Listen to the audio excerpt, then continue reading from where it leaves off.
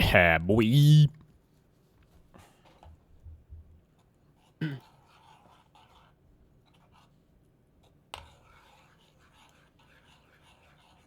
I think he did do a 180 on both of those guys. I'm pretty sure. I'm pretty sure. Why would you ask AI? Listen, the world's changing, buddy. The world's changing. I hear the railroads coming through any day now. But the world's changing, okay? And you can get really good answers from these models. I don't know why so many people are stuck in fucking 2023 on this issue. This shit is so good at finding that information so much quicker than doing like a Google search and clicking on all the fucking search results from a search engine. Globalize the intifada, a real but limited shift. It happened first in a closed-door meeting, not publicly, at a partnership for New York City gathering of 150 executives at Tishman Speyer. Pfizer CEO Alberta Bourla, the son of Holocaust survivors, asked him to explain his prior defense. Partnership CEO Kathy Wild said Mamdani told the room he would discourage the phrase because it suggests supporting violence against Jews. After a conversation with a Jewish woman for whom it evoked a restaurant bombing. Public version. On NY1 with Errol Lewis, he said he now discourages the phrase, acknowledging that while some hear it as a call to end the occupation, for others it evokes violence against Jewish people. Reaffirmed in September 2025, asked by Sharpton whether his personal views on the phrase had changed, he said yes. From the river to the sea, no shift found. Okay, so he didn't move on that one. He might have, but if he did, Claude didn't find that ship. Most of what surfaces on this is from outlets with an explicit editorial line. Fox, Free Beacon, World Israel News, Times of Israel blogs. The reliable spine is JTA. June of 2025, AMNY and NY1. CNN Politico, and the Sharpton interview transcript. On From the River to the Sea, everything I could find on this dates to the original Bulwark Exchange and the NBC John Jay debate where he sidestepped announcing both slogans, framing them as expressions of Palestinian rights. I found no subsequent statement discouraging, distancing, or condemning From the River to the Sea. The July 2025 walkback was specific to globalize the Intifada. I thought he had said it also from the river to the sea, but I could be wrong about that. Claude couldn't find it. Anything on that one, but yeah.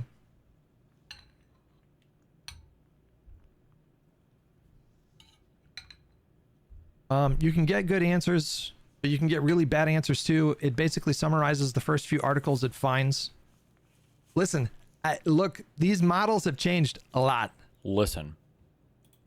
A lot. Okay? If you're using Opus 5, like you don't need Fable for this kind of stuff. Like Fable's for the crazy. Bruh. What? Like, He's talking about AI. I do. I want to hear. Coding Pokemon projects AI and all that uses, kind of stuff, like Fable or analyzing, you know, like a document with 50,000 data points or something. But if you're using Opus 5 on high effort and you're asking it like really basic questions, it's pretty fucking good. Like, I can't think of many times where I used Claude, like the paid model, on high effort using Opus. It used to be Opus 4.8. Now it's Opus 5. Do you have Claude for your where business? it spit out an answer and chat said that it was I think wrong. the middle one. Can you give me a key? It's Oh no, I don't have. No, pretty not good like that. if you ask it Oh really my simple God, questions. Bruh.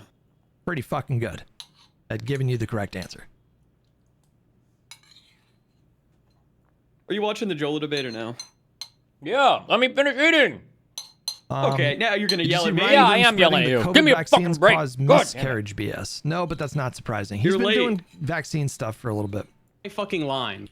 He's over here saying, "Well, that's why MAGA won. You're just like them." And It's Mr. like, Moot, no. the shrug is also why the GOP continues to win. We are in an asymmetric war with a party that doesn't have Mootons.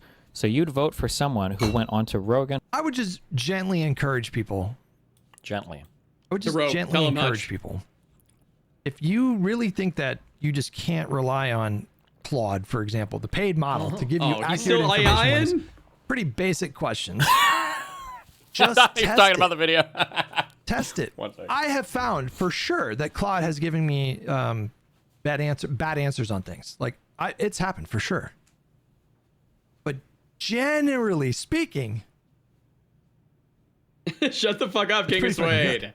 And so just test it yourself. Just ask it questions and I lost that league game. see I'm how it pissed does. off. And answering those questions, you know, I like was owning too. Hutch Destiny is speaking with Jolah today. Oh boy, I'm sure it would be super sane and productive convo. I don't know, man. Things are heating up a little too much for me. It's getting a little too hot in here, you know. Whose podcast led to this with thousands from vaccine denial, etc. The GOP continues to win. Well, when the GOP does win, it's because they're acting like how we want to act. Like, the way that you're advocating for us to act is not why the GOP won. I don't know if you're aware of that or not. Like, the issue is that we aren't willing to come together and support the candidate. I feel like it's the exact opposite argument that you're making, but is that a new account? It's like a month old, yeah. Based. Okay. Organizers, no doubt about that. But among like the actual electorate and voting population, I feel like it's not representative of them. Like I feel like the left by and large came through for Kamala when we're just talking about voters, right? Like And then now we're going to play the same game where we equivocate on what we mean when we say the left, or what we mean when we're going to pretend like, well, the voters came through, which they did, by the way. Most people that voted for Bernie, most people that voted for any leftist DSA type thing or socialist type thing, most of them do come out and vote Democrat. That is true. But that's not what we're talking about. Like, nobody has made that claim that most of the people that supported Bernie or most of the people that supported whatever leftist ended up not voting for the candidate. But it's not about what most of the people did. It's about the messaging from the top of their political establishments. And that messaging is that the Democrats and the Republicans are the same. Otherwise, what was the unaligned movement? so Yeah, the polling data shows that the idea that there was like it was the same thing in 2016. Like the overwhelming majority of Bernie supporters voted for Vice President Harris. I mean, this really is not like this, but it is an issue on the margins, and the margins can determine elections, right? So I don't understand where this has to be bad faith at this point from Josiah and Pisco. To continually misunderstand this point and to play this game over and over and over again, it has to be bad faith. And I don't. What particular point does he? I thought I was listening, but what did he say that was so You were bad too about busy that? talking about fucking for AI. any Hutch. leftist DSA type thing or socialist type thing. Most of them do come out and vote Democrat. That is true. But that's not what we're talking about. Like, nobody has made that claim that most of the people that supported Bernie or most of the people that supported whatever leftist ended up not voting for the candidate. But it's not about what most of the people did. It's about the messaging from the top of their political establishments. And that messaging is that the Democrats and the Republicans are the same. Otherwise, what was the unaligned movement? yeah, the polling data shows that the idea that there was like it was the same thing in 2016. Like the overwhelming majority of Bernie supporters voted for Vice President Harris. I mean, this really is not like this, but it is an issue on the margins, and the margins can determine elections, right? So I don't understand where this has to be bad faith at this point from Josiah and Pisco. To continually misunderstand this point and to play this game over and over and over again, it has to be bad faith. And I don't know if it's like a thing to get on some other larger streamer's good side or what. I don't understand how they can continue to. I'm a little confused because what I thought I heard Josiah say a moment ago was a bit of an acknowledgement that negative rhetoric can impact elections on the margins. I don't know. Maybe he's thinking about an older point that I don't. No, it's this. They act like this is a counter to some extent that like, well, the majority of these people still vote for the Democratic. Yes, we know that. Nobody's ever said anything differently. Nobody's talked about that ever. Nobody's ever said anything besides that. Nobody has ever made a claim counter to that. But they always bring it up like it's some like big important thing to keep in mind. Ugh. Keep D's in mind, Hutch. Fuck themselves over this point over and over again. Nobody has ever claimed ever on Oh, our side. he's saying Nobody has it. ever Good said job, the Destiny. majority of socialist identified people don't vote for Democrats. The majority of I see. Hassan's fans don't vote for Democrats. The majority of Bernie supporters. Nobody has ever made that claim. These guys have think of the straw, the poor straw that. Am I crazy? Is that not the point that Josiah is making? Am I crazy? it's an issue. Aligned movement. So the polling data shows that the idea that there was like it was the same thing in 2016. Like the overwhelming majority of Bernie supporters voted for Vice President Harris. I mean, this really is not like this, but it is an issue on the margins, and the margins can But it is an issue on the margins, and the margins can impact elections. Is what he's saying here. That's exactly what he's saying. It's a worthless concession. Am I crazy, Chad? Am I What crazy? a You need fool it. Maybe you are, should ask Steven. Opal 12 or whatever. Opal's version 6.9. Yeah. What about that? Yeah, get No. Claude in the bag to say it for you, Hutch. Yeah. No, I'm just kidding. I'm trolling right now. I'm Am I, kidding is too, my but I read of hate this wrong? AI. Like that's Why? just I saying. It's just overwhelming majority of, annoying. like, Everybody progressive talks about it supported- like they got a fucking Pokemon card. Like, which Pokemon card are you using? Which fucking version? Just use your fucking AI and shut the fuck up.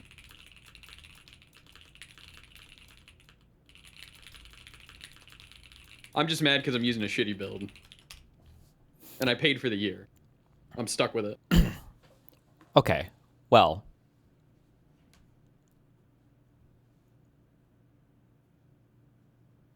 Let me just say this, okay? Oh, you're talking AI. Okay, got it. What do you? Well, what no, are you I'm gonna just saying say? the strongest arguments, okay, that you can make for AI tend to be concrete ones rather than kind of sweeping ones. So, like, I Yeah. think it's important to point out specific wins that are hard to dispute.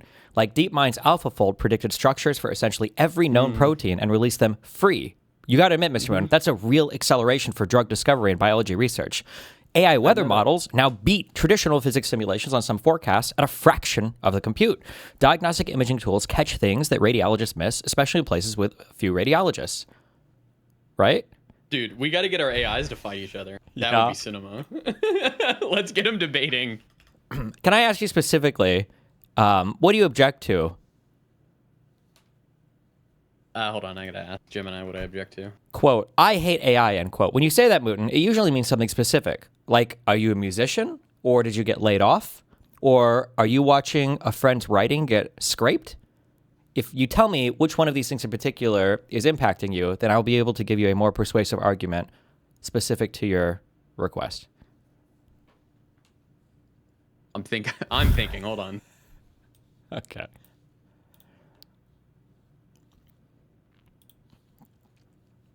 With $10 just for the date reference. Gildebrand made the All right, when comments. I say I hate AI, I'm using a shorthand for a very real, very valid set of frustrations about technology and it rapidly shifting the ground beneath our feet.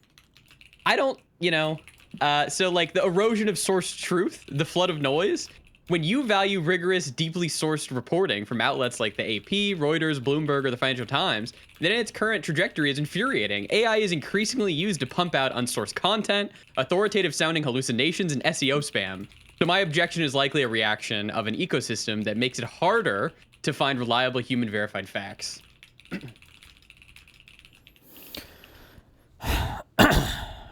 Really? Mm-hmm.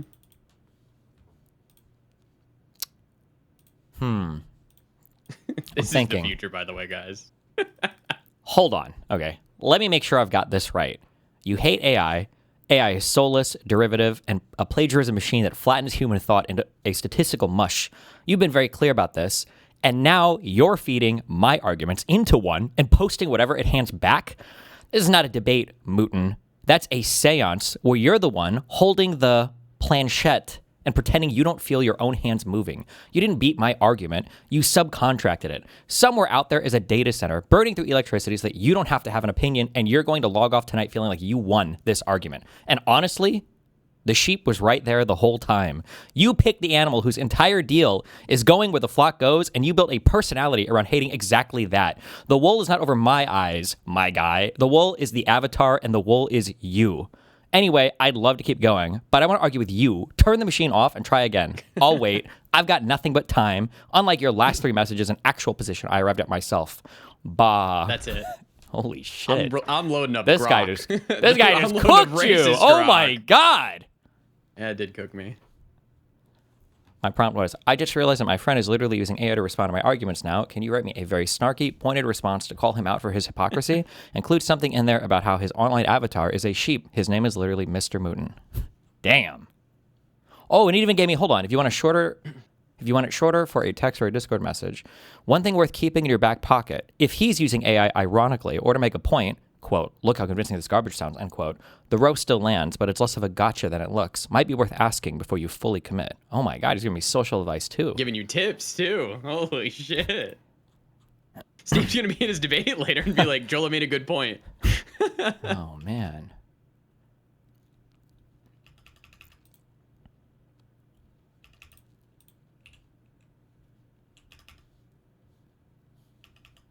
You just take for granted the number of Stevens supporters, Democratic voters, liberals are just going to go ahead and support him, which honestly, It would be easier if Destiny wasn't fucking banned on Twitch. True. That's the point. We could just have these conversations. I mean, I could turn the Twitch stream off and try to have a conversation with him. Probe him a little bit on his positions here. On balance of probability is probably true. Like, the truth is he probably doesn't, We could do that. I'm just saying, we could do that. We could do that. It's not guaranteed that he will lose if he doesn't bend over backwards to court Haley voters. Yeah. Just because we tend to close ranks. Yeah. But the truth is, like, if anybody's going to need to make concessions in this particular race, it's going to have to be The left outside. Yeah. Abdul is going to moderate. Abdul is going to, drift towards the center. And we actually see it already in the past 24 hours, not just in terms of his rhetoric and how he's talked about, Haley Stevens and her supporters mending fences and building bridges, but also, Chris Hayes tonight on MS Now hit him with that quote by Hassan that's gone viral. And you can just see it on Abdul's face. Like, he's like, I just want to strangle that motherfucker. You can see it. And he basically is like, listen, he's a streamer. He's entitled to his view. That's not my view. My view is that we need to build bridges and mend fences. And that's what this campaign is about. We don't need to cancel Thanksgiving, and we don't need to do 9/11. Right. And I think, I don't have the quote on me, but I do think, like, there was a follow-up about, like, will you campaign with him or something like that? Could be hallucinating. He's like, I'm really focused on winning the general. So just Wow, what a crazy solidification there of where he stands on it. Thank you so much. True, nice. She's focused. I'm just a politician. I don't know about what this other guy said that has shown up with me the day before my. Is he listening on 2 times speed or is this 1.5 times speed? I take fucking. I feel like he trolls the listeners. He's trolling me. How can you guys get mad at me talking about audio? Who's that guy? I'm on 60 milligrams, guys. I'm on 60 milligrams of Vyvanse, and I fucking can't follow. That's a these lot, 1.5 no? times speed. What is? 60 milligrams of Vyvanse? Ramadani, he's going to have Is it? Abdul That's my prescription, baby. Hell yeah. to try to court the votes of Haley Stevens supporters and just other Democratic voters and as many people as humanly possible. And that's always the case. Vice President Harris had that obligation. When people say The max sometimes we dose get is mad just at us when 70, we so get yeah, frustrated, I'd like, say well, that's a Harris had an lot. obligation to win people over. That's true, right? Maybe. The candidate's job. I don't know. I don't know why, but I feel like the max prescribed dose for Adderall, or I'm sorry, the max prescribed dose for Vyvanse is 70. I feel like the 70 Vyvanse to me feels like a 20 Adderall XR to me. The 60, I'm sorry, the 50. 50 to me felt about identical to a 20 milligram of Adderall XR. Vyvanse goes up to 70, but I think you can prescribe Adderall probably XR more. up to like 80 or something. Or somebody said 40. I feel like I've seen more. I feel like I've seen Adderall prescriptions past 40. What is the max? What is max Adderall Ask your dude. XR prescription? Oh, true. Oh, I gotta Google this one. Oh, it says the max recommended. Oh no, that's IR. Speak to me, Stephen. What? Your machine. He yearns for you. Shut up. Fuck, I don't know what the maximum prescribed dose is, but the yeah, technically the when you're measuring the milligrams, you're measuring the molecular weight of I believe it's the active part of the drug or something. And because of in Vyvanse, the way that they make the drug work is with the lysine attachment, but for Adderall XR, the way that they make it work, the way that they extend it is by coating the capsules in something, but that coated thing doesn't count towards the milligram weight of the drug. So technically, yeah, 20 milligrams of Adderall XR is going to be a lot more potent than 20 milligrams of Vyvanse. Jesus. Is to persuade people to turn out for him, her. And Here, it's the same debate about is blue no matter who valid, and what are the limits of blue no matter who. None of these. Hold on, I'll watch conversations Mooten's have debate last night. I ever just finished been my emails. productive. They've never led to anything productive. Okay, I still have my own personal philosophy. I'm still generally gonna. It's just really difficult for me to imagine not voting straight ticket Democrat for the foreseeable future. I'm unwavering on that. But what Somebody emailed me. Hey, Steven, I heard you talking a bit about California SF crime recently. Wanted to offer some slight context and some corrections. You're talking about like the change in like the $950 shopping shoplifting threshold for felonies, blah, blah, blah. His final sentence here is funny. As someone who shops at one of the most shoplifted Walgreens, the simple answer to petty theft is hire security guards, give them telescoping batons, a taser, and qualified immunity. Okay. Value is there for me to like to try to make the case for other people. Like it just doesn't, nothing good comes from it, you know? And it is just like so obviously the case that people like Kyle Kulinski, I think he's the best example of it. He's the most extreme example of it, okay? Because Kyle he's had a long career. He's been doing this, covering politics for 20 years. And for as long as I've known about him, he's never, ever, ever, ever been a blue no matter who person. He's always been one of these guys that was making a case against the Democrat in the race, or the establishment moderate Democrat. He Is there a place honestly, on like, Twitter where you can see you can get a count for how many accounts you blocked? I'm so curious what I'm up to. Oh, that's interesting. and he did play into the, she literally did a genocide stuff. And so, and then just like 3 months into the Trump administration, he wants to turn around to liberals and be like, what happened to blue no matter who? It's just like, so it's just, why do that? Why give them that kind of ammunition? It's just way easier to just tell them like, okay, don't vote for, don't vote for Newsom. So yeah, do your thing. But like, that to me just seems like the better alternative here, And then that way, 2 years from now, when they do it again, when they do the like, what happened to blue no matter, when they do that again, it'd be like, hey, I never told you had to vote blue, bro. Like, live your life. And we can stop doing this fucking merry-go-round. It's just so pointless. Jesus. Maybe you're saying something else like, Yeah. You're not a captain, so. What? We're not what? You're not a captain, so. How can you know? Well, no, I think this is worth talking about. Like, vote blue no matter. Like, I think like these kind of conversations that Josiah and Pisco are having where they say, like it has to cut both ways, right? It's like, to me, you're like, when you do that, you're just giving oxygen to disingenuous people like Kyle. You're just playing right into their bait by doing that, in my opinion. You're giving them exactly what they want when you do that. When you criticize other liberals for expressing skepticism about El Sayed or Hong or whatever.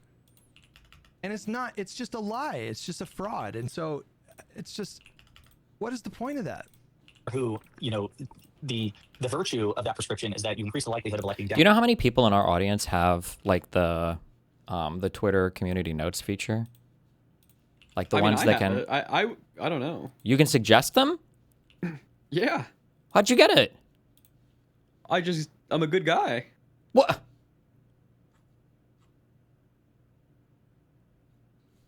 Democrats, and Democrats are, as a general proposition, better Yeah, I can than write community Republicans. notes. And the truth is, the cold hard truth of it is that vote blue no matter who works, even if only a certain percentage of the electorate subscribes to it. So Not if you selectively subscribe to it. This is just an exploit. It's just an exploit for how I don't. Okay, this is a foundational argument. If Jonah is listening, he can start thinking of counters to this now, because this is what everything is going to rest on.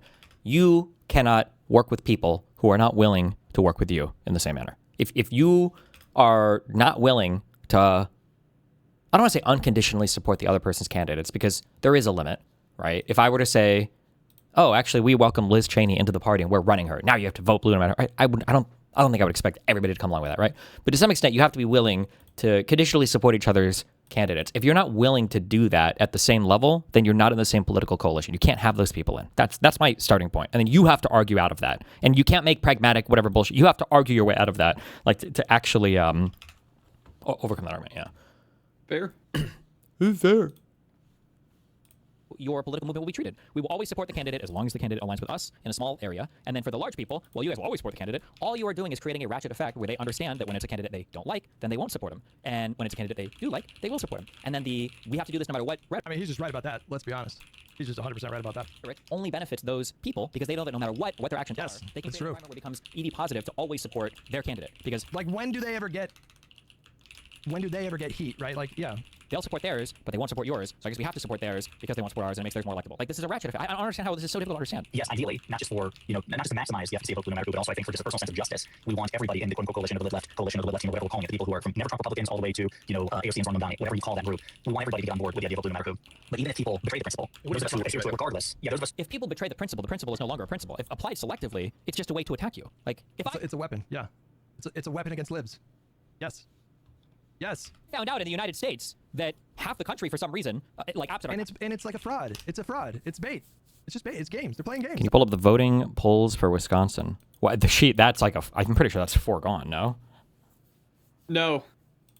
No. Oh, he's just trying to get me to stay here tonight. Shut the fuck up. I don't think it's over.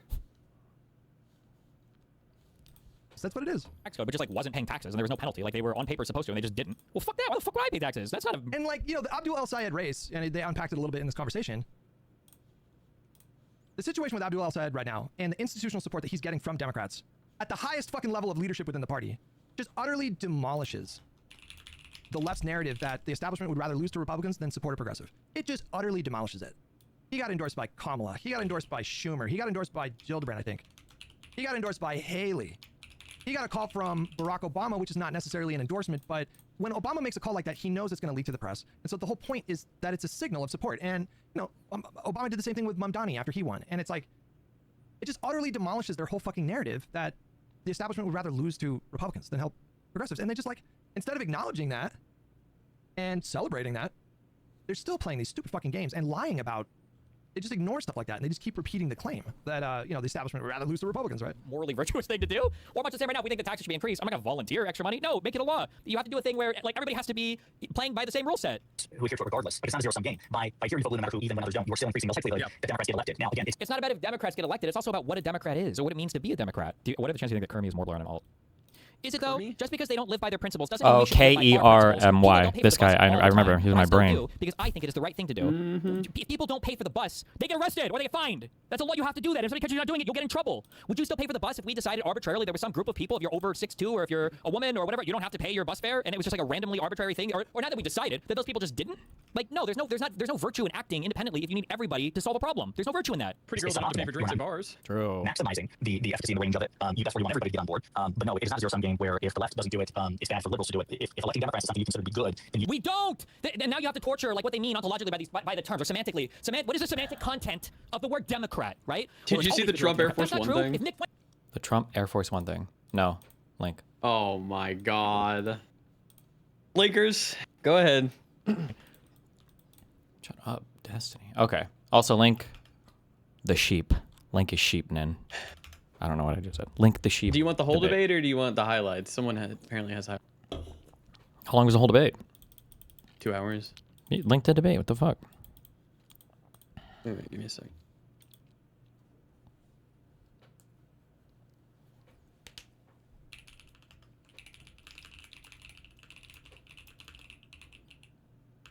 Also, pre-order Star Wars Zero Company. It releases August 27th. It's XCOM, but Star Wars.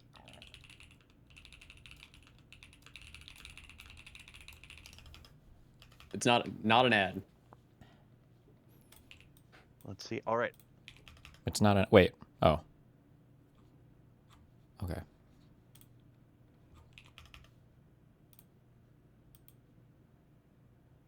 Wait, what? Hold on. I'm sorry. I didn't hear anything you just said. What? Say that again? I was telling you to pre-order Star Wars Zero Company. It's Star Wars XCOM game. Oh. So you get skin. Trump boards Air Force One.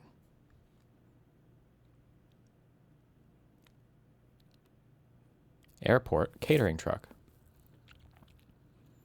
5 minutes after Trump boards Air Force One. Airport catering truck pulls away. Airport catering truck.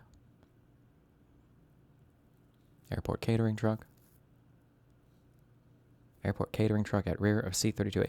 Is this really Air Force One? Mm-hmm. This plane is fucking huge. Yeah. Damn. So this was flying out of Turkey. Okay. And wait, no spoiler. Trump boards. Oh. Oh, well, it's wait, over. that was the whole thing. Wait, what the fuck was the point? So Trump was snuck out in that catering truck and then he had all of the regular media people / all the regular people who were supposed to be on that flight fly that flight, even though there was like a security alert that like the flight was maybe going to be shot down. The Washington Post reports that an Iranian assassination threat prompted a secret presidential extraction from Turkey last month, with Trump secretly transferred from the legacy Air Force One to a C-32A, while the White House publicly maintained that he was on board the Air Force One. Trump reportedly left the 747 via an airport catering truck and boarded the C-32A, which flew to Britain under the call sign Reach 18. The legacy Air Force One, carrying journalists and staff who believed Trump was aboard, served as a decoy and continued to Britain under the AF-1 call sign. The immediate reason was a credible Iranian threat against Trump or his aircraft following renewed U.S. strikes on Iran. The new Qatari-provided 747-8 was reportedly a factor because it lacked some of the defensive countermeasures found on the legacy presidential aircraft. The particularly notable part is that the deception extended to some White House personnel and journalists who were not told Trump had changed aircraft. Some of you may die. So, I mean, like, there's so much wrong with this. Okay, there's so much wrong with this, but I actually think, like, the least wrong part is probably the part that a lot of people are mad at. Maybe. If they have a threat and they have to sneak the president out, I think that's fine. Agreed. Letting the plane fly is questionable at best and probably not good at all. That's crazy. But the really broad bad thing about this, and the reason why everything in this administration is so fucking wacky, is why are you flying a plane around over near a country that you're engaged in a quasi-existential war with, and then you randomly start launching attacks again at that country? Like, certainly you would have the foresight. I just wasted all my honor. Certainly you would have the foresight. Well, no, to not be over there. Where it's like, well, they had a NATO summit. Yeah. So that's worth dying? To go, man. Yeah. Need to go see his guy Erdogan in Turkey. Air Force One is a 747 with office accommodations for his staff and room for the full press corps. Yeah, that's crazy. I didn't know it was so huge. Damn.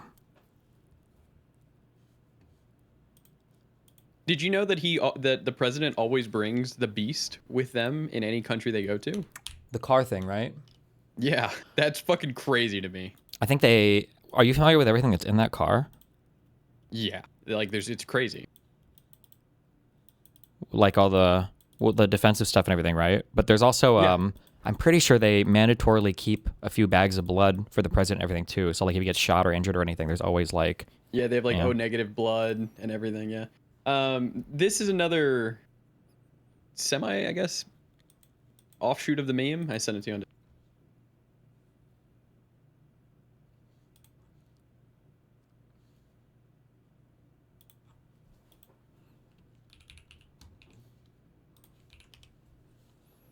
Do you know why they had us close our window blinds? That was not usual. Well, yeah, because you're, probably on a dangerous flight because of the sleaze bags that we have to deal with. So you think that Iran was possibly thinking of targeting? Well, I mean, if they asked you to close your windows, probably they feel that way. They didn't ask me to close mine, but if they did, I would have done it. These are sick people, so I could see something like that. I didn't know they did that, but I could see something. Were you aware of any credible threat by Iran against Air Force One? I have a threat all the time. I'm number one on their list. Number one. Before you. But if I go, you go. Right? But was there a specific perhaps someday you want to change professions. Oh my God, bro. not that particular day, I guess. By David Pakman. Content. I know I always play this. I'm sorry. Just number one. Okay. I am the number one Brian Tyler Cohen hater. Sometimes people will put like they'll hold a camera to get a shaky cam effect, right? Mm-hmm.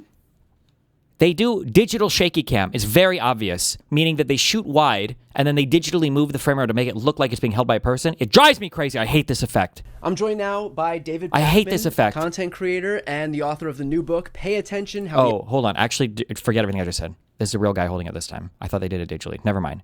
Now, I'm his number one fan because I think they actually got a guy to do it because of all my complaining last time.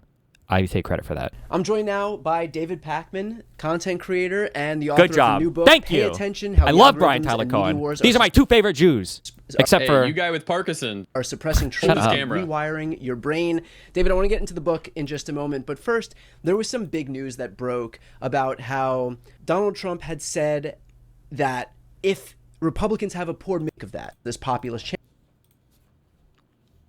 yes. Yes. You only notice it when it's shitty. If they did it good, you wouldn't even know it's digital.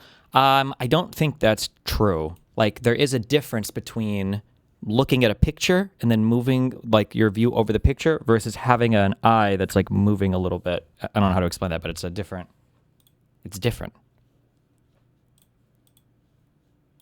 Oh, you.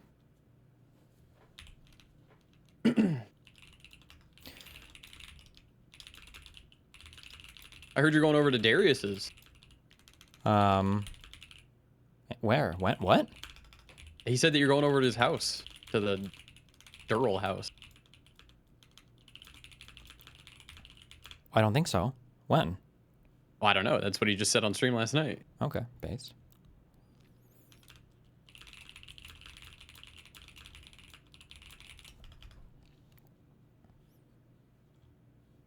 %70 divorce. The truth no woman tells.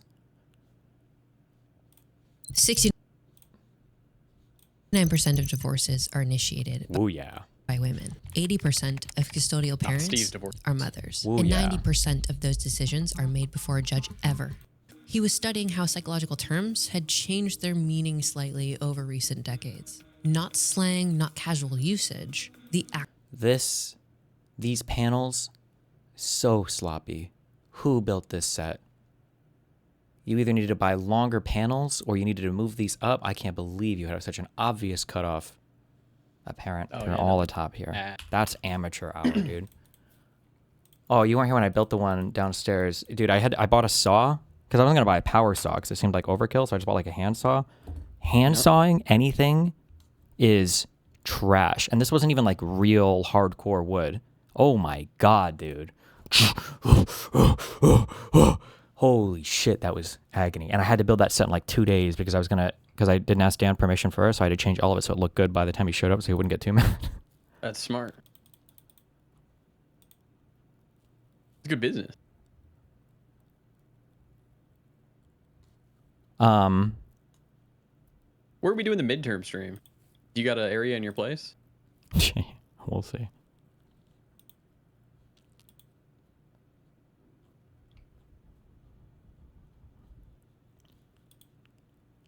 What the fuck, bro? Who all was on the plane? Is there a list of people? There's a bunch of media people. I don't Just know media the people? list. I thought I saw somebody saying there were cabinet people on there too. I know Pete Hegseth wasn't on there. Wait until you see who Trump left on Fallout AF1. from this is unreal. Holy smoke. You know who's having a bad morning? Marco Rubio, Scott Bessent, Stephen Miller, and Matthew Whitaker. You want to know why? Because Trump picked the valet and the printer. Wow. The fallout from this is unreal. Wait. Holy smoke. You know who's having a bad morning? Marco Rubio, Scott Bessent, Stephen Miller, and Matthew Whitaker. You want to know why? Because Trump picked the valet and the printer. I've never heard that before. Pick the valet and the printer. Their nicknames. The valet and the human printer. Oh. Who is that referring to? One's Hegseth. Don't know who the printer was. Is he considered... Human printer is the girl, the bitch that types his tweets. That makes sense. And then Hegseth is considered the valet. He's... Okay. Why don't you just get an actual saw? Sometimes I feel lame buying power tools and I'm only going to use one time. I've gotten a lot of use out of that. My power screw and my power drill. The two different things? Those have been nice. Oh, you mean the drill and the... What is it? The impact driver. The driver. Yeah. My drill and my driver. That's all you really... That's what I got. You know what the most base thing to do is? Just buy someone on TaskRabbit for like a day. Well, wait. The people that Trump snuck off the plane appear to be Natalie Harp and Walt Nauta. So Natalie Harp is the girl that tweets from him. Nauta is his personal employee. He was the guy that was running around all those classified documents at Mar-a-Lago. Wait, what the fuck? What did I die by? I think I got struck by lightning. Whatever. Yeah, okay. Would it have been funnier if all these retards got shot down or Trump? No shot Trump doesn't get removed from power if a bunch of his minions died because of him. Who the fuck? I mean, if people found out he knew ahead of time. Who knows? Well, that'd be pretty bad. Who knows? Okay. He would have just blamed the pilot. The pilot doesn't feel like it's safe. You shouldn't take off. True. So we're going to get started here. We're going to play the intro. We're going to do a little introduction, and then we're going to get into a little game we play called Straw Man, Steel Man, and then we'll get into the conversation. Sweet. Sounds good. I'm going to broadcast the show intro so that you can all savor the vibes.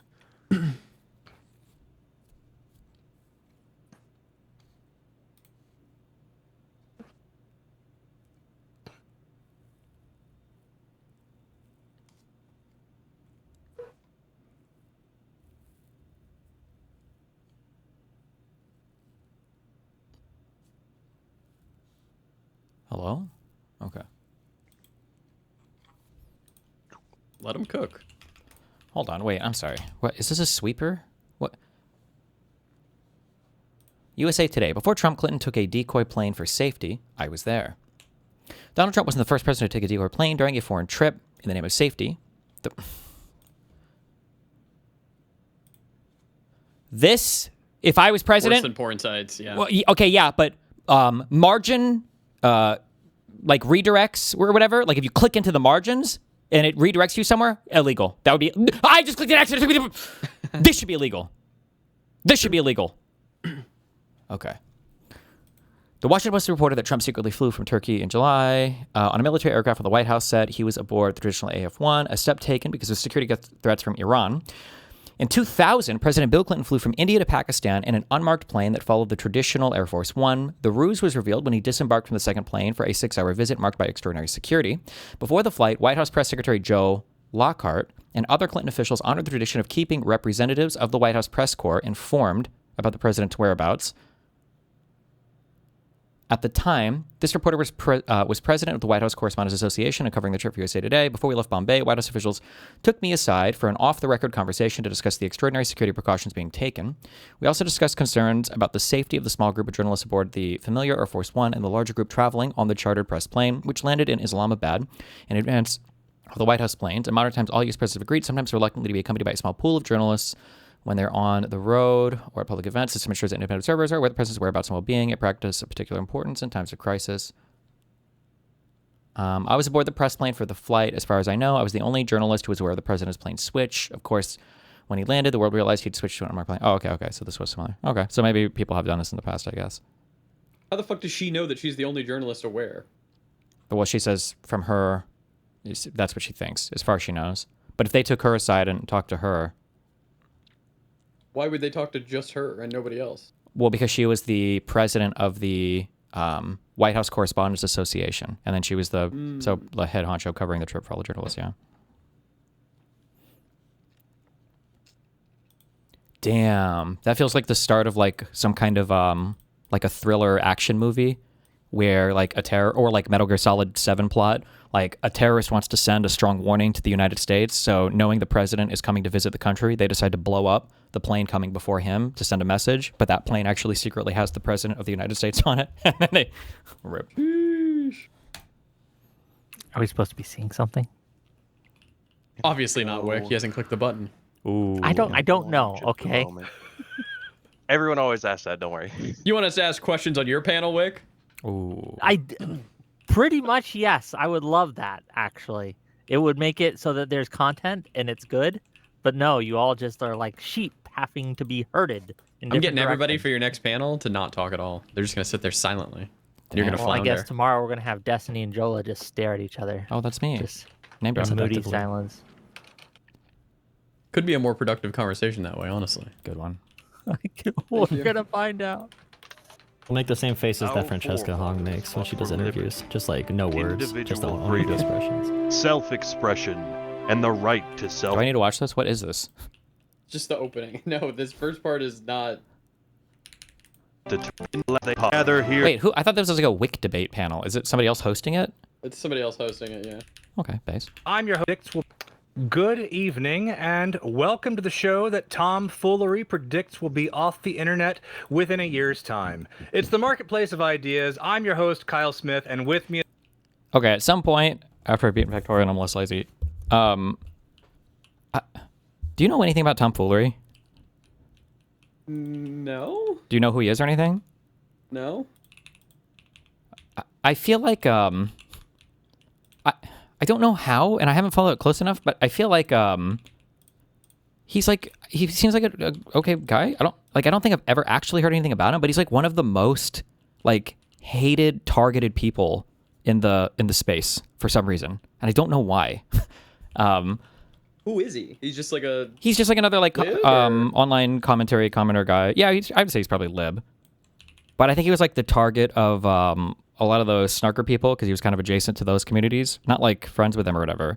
But there's like so many weird, crazy things that I feel like some of these communities have said about him, and I feel like they've kind of like poisoned the well on a lot of things. Yeah, no, I've never heard of him. Yeah, he's interesting, but yeah.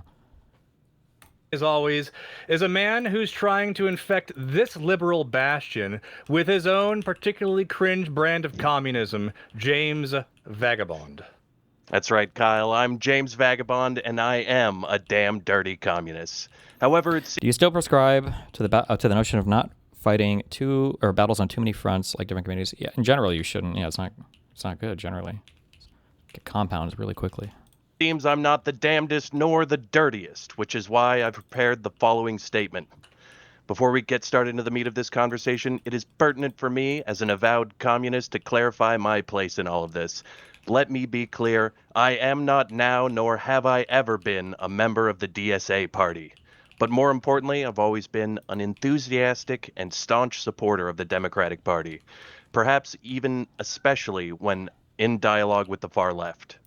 For almost a century now, since Franklin D. Roosevelt, the Democratic Party has been the premier party for based, freedom-enjoying patriots. The New Deal represents the modern recognition that we as a society supremely benefit from proactively affirming our shared humanity and providing the means and protections by which we are truly able to not only pursue but actually attain happiness. We were the party that witnessed the economic devastation of the Great Depression, witnessed a society of hard... There were two things that caused the Queenman Chud Logic. Oh, there were two things that caused the Queenman and Chud Logic crew to come after him. One, it came out that he was making ults come on r/Destiny. Tom says it was his sister using the same account. And then there was a thing that had to do with like him banging somebody and then feeling like he was cheating on them or something that blew up into a huge drama. But then there was also now he says his sister was at his house commenting on an account on Reddit, and it wasn't him on another account. No way. I don't know what the truthfulness of that claim is, but I also don't care that I don't think it's like that big of a deal. I mean, like it's cringe, but like that's it. Sometimes I feel like people, I don't know, like is that really enough to hate somebody forever? I don't know. It's not like if he was making him, no. What? Yeah, I think like when you read the comments, I feel like they were like kind of cringe, but it wasn't like he was out here saying like she's a fucking whore and this guy's a pedophile and that Tom is the only good. It was usually just like accounts that were like, oh, Tom is what was the meme, like Tom is tough but fair, stuff like that. But, yeah, I don't know. Working men and women standing in bread lines or broken from industrial labor, of the elderly languishing under the weight of inflation, worked to the bone until the day they died. We witnessed that and said we can and must do better, and struck a grand new deal in society on behalf of we the people. Then, when America was finally ready, Oh, brother. Okay, you posted the same comment yesterday. I don't know who this person is, though, so I didn't engage with it. I don't know what you want me to say. Snarker CCs. They make exclusively snark drama content, getting paid trips by Russian government. I don't know who these people are. Do I? Yeah, I had no idea either. The American left is finally waking up to Russia. Even the most anti-Israel Democrats in America are strictly pro-NATO and support war with Russia. No Democrat is anti-war. Midwest independent state media. That's kind of weird. Look at that. You're getting watch ads. It's nice. Yeah, I'm done with that. No more watches in my life. Democratic Party threw off the residual chains of slavery, banishing the Jim Crow apartheid state, enshrining and protecting once and for all the rights of all races to equally partake in the fruits of liberty. That is the foundation, and those are the values upon which our Democratic Party stand. And it is those values we must each represent in order to regain the trust. Sorry, fuck. Last pause. Okay. I know there's some weird shit going on with Tom and that sulfur chick. I saw a clip and it seemed really weird from Tom's side, but I never looked into it. Tom told her to take her shirt off. So I don't know if you're aware of this, but sulfur, that is my wand. That, like, this is my rule. And, you know, hopefully I don't have any major fuck ups on this. But, like, my rule is that if there's, like, a weird accusation on somebody, when I say weird, like something having to do with sexual impropriety, if it takes me more than, like, 1 minute to see what the wrongdoing was, I think they're bullshit. And when I say bullshit, what I mean is, like, there was some kind of either, like, awkward misunderstanding or it was just, like, an awkward, you know, relationship thing. If it takes you like 20 minutes to explain why somebody's being like creepy, sex pesty, perverted or whatever, and it's not like immediately obvious like what the wrong, it just feels like a bunch of like weird online drama mongering to me, and like that's usually how I feel about it. And it is those values we must each represent in order to regain the trust of the people. And with that, welcome once again to the Marketplace of Ideas, the show that brings good faith and good fun to political debate and cultural discussion. The show some have called the sloppy thirds of online political culture, and frankly, I think that's fair. We here at the Marketplace of Ideas strive to steal the very best ideas from this corner of the internet and pass them off as our own. And here today with us are some of the distinguished pundits whose ideas we've been stealing. Returning once again, against his better judgment, we have champion of liberalism and free speech, Whick of Whick TV. Welcome, Whick. Please introduce yourself to the world. I'm Whick from Whick TV, champion of liberalism and free speech. Sounds about correct. And joining us for the first time, we have Mr. Mooten, a gamer bro turned protector of democracy. Tell those who don't know you a little bit about yourself, please. Skip the next like I'm a guy 10 who's minutes. getting into politics. Skip the straw man shit. Why would you wait to talk until you talk, and now I don't know who's talking? Skip when the I'm next watching, 10 minutes. when I'm watching, Skip the next 10 when I'm minutes. watching clips with you in it, you need to activate the voice changer so that I know who's who. Get on it. Okay. Tell those who don't know you a little bit about yourself, please. I'm a guy who's getting into politics, and I do a morning show every morning at like 7. Anything else? Yeah, that's it. Yeah. And also, for the first time, one of the few more rational, further left progressive who I've gained a lot of respect for, Jolah. Why don't you tell us a little bit about yourself? Jolah Politics, I spend my time mostly on Instagram and TikTok nowadays, critiquing MAGA, and also critiquing pragmatism on the far left and also the deep center of the Democratic Party. You're like a centrist then, huh? Oh, I'm the perfect centrist, hell yeah. Alrighty. Well, with that, now that we have our guests introduced, I think it's time that we play our game that we like to play at the start of the show to get the good faith juices flowing. A little game that we call Straw Man, Steel Man. Straw man. Steel man. So much like the game sounds, this is the game where we give you a straw man argument that is a poorly constructed argument built to be knocked over. And these arguments are going to be targeted to what we expect you to not agree with. And so you're going to be tasked, if you would be so kind, as to steel man these arguments and make them as strong as you can possibly make them in spite of your disagreement with the argument. Afterwards, you will have the opportunity to say what you actually believe. With that, I'd like to continue our tradition of welcoming our guests to the halls of the heroes of debate. And in honor of this theme, we will be showing them pictured in the middle of making what I'm sure at the time was a very salient point, whatever they were talking about. On my right, we've got Mr. Whick here. And then on my left, for the first time, we have Jolah Politics and Mr. Mooten. There's a fourth empty box there. What happened there? We were going to have Mr. Dylan Burns on, but unfortunately the DSA used their most powerful wizards to summon a storm to keep him from coming on, which I would think is a tactical error because I think he was going to at least speak somewhat positively for the far left joining in the democratic discussion. So once again, a tactical error from the DSA. Love to see it. You can skip the first 10-15 minutes. By the way, it's icebreaker type shit. Ask Mr. Moon, don't take more for it. The icebreakers are important. We're trying to break the ice. So. He may try and join us, but he's worried about his connection, so he might join us at some point. With that, however, Whick, if you wouldn't mind starting us off and reading your scroll of the straw man, if you please. Let me make it big so I can see it. Hell yeah. MAGA poses a cataclysmic threat to our nation, so we need the broadest coalition possible, even if that means welcoming the socialists, commies, and even Nazi oyster farmers into the party.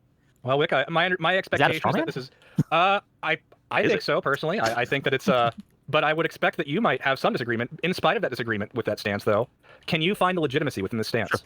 MAGA is such an existential threat to our country that we do have to accept help from corners and ally ourselves with corners we would otherwise, in better conditions, be adverse to working with.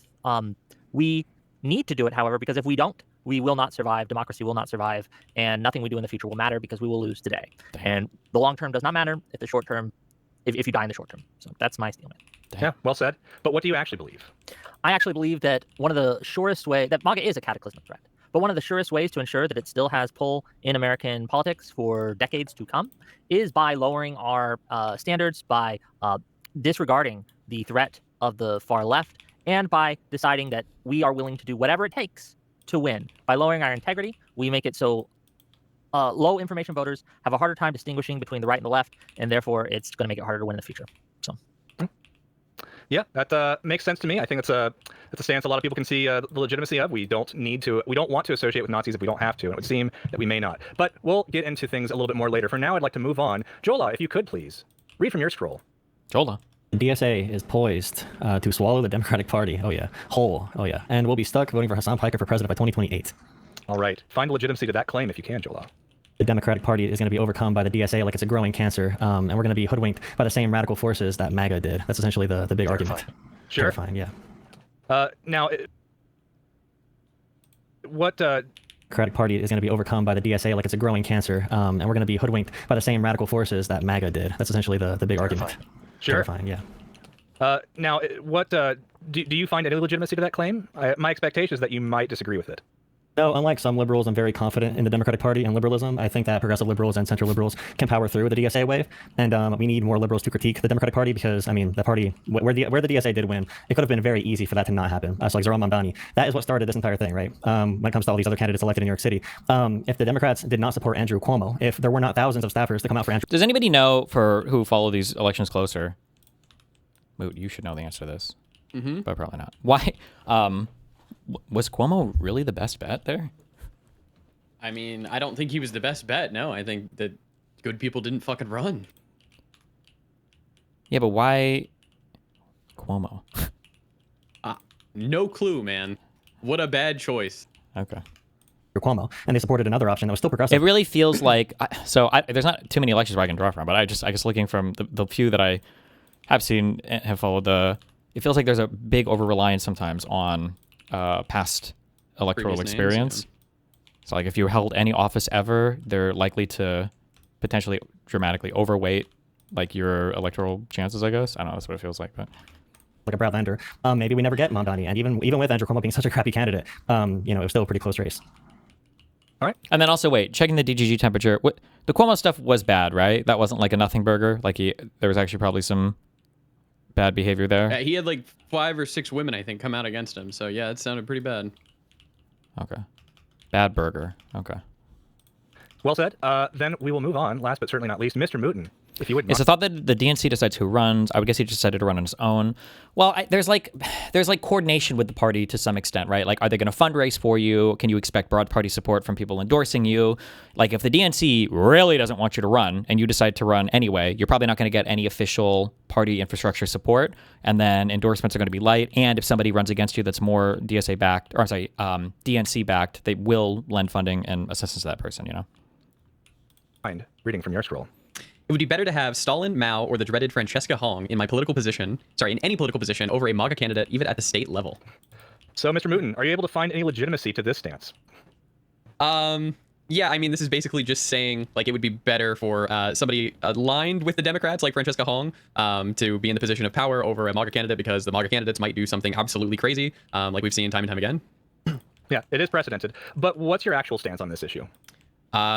My actual stance is Francesca Hong will have to earn my vote. It's still the primary, so you can say anything you want about her as long as it's not like super crazy. But also, I think that she would be detrimental to the Democratic Party. I think that the DSA is a pretty big threat to the Democratic Party, and they're not here to be allies. They're here to subvert and stab us in the back. All right. Well, I think that was nice and concise.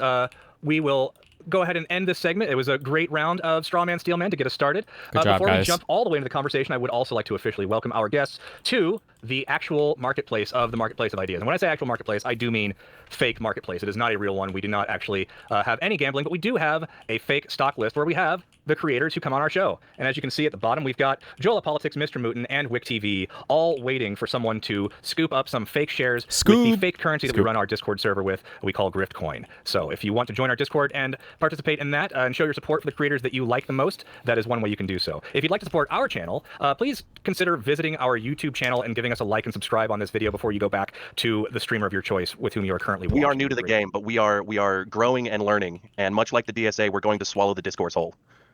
Really? Yeah, real good at swallowing here. What is the political persuasion of these guys hosting the show? Are they like lefties or? One is a commie, and the other one I think is like lib. Okay, interesting. Okay, it's always good to see more. I feel like there haven't been new shows in like a long time. Mm-hmm. So, did you ever watch any of? Cherry's stuff when she was like hosting shows? Oh no, man, the only one I watched was like Prime K's and stuff. The worst thing about Cherry's, I guess whatever is going on mentally with her, is when Cherry is like on, when she's trying, it's really, really, really good content. Like she's funny, she's super smart, and the few, I want to say she only did, maybe I'm just thinking the ones that I was on, but I feel like she only did like maybe 4 or 5 of those panel things. But yeah, she was really good at it. It's unfortunate, but anyway, okay. With that said, discourse. We do indeed have a long-going discussion amongst the left as of late on the internet in regards to the DSA's pull and influence within the Democratic Party. And with the three of us, I don't want to preempt your opening statements too much, but my understanding is that we all collectively recognize some negative qualities of the DSA that we should be aware of. So since we seem to have that common ground, as you give your opening statements, I'd like to pose a few questions towards you. One, is the DSA more dangerous? Holy shit. That's a keynote tweet of the year right there. What one? Checked in on the Schizo horseshoe and it's just too perfect.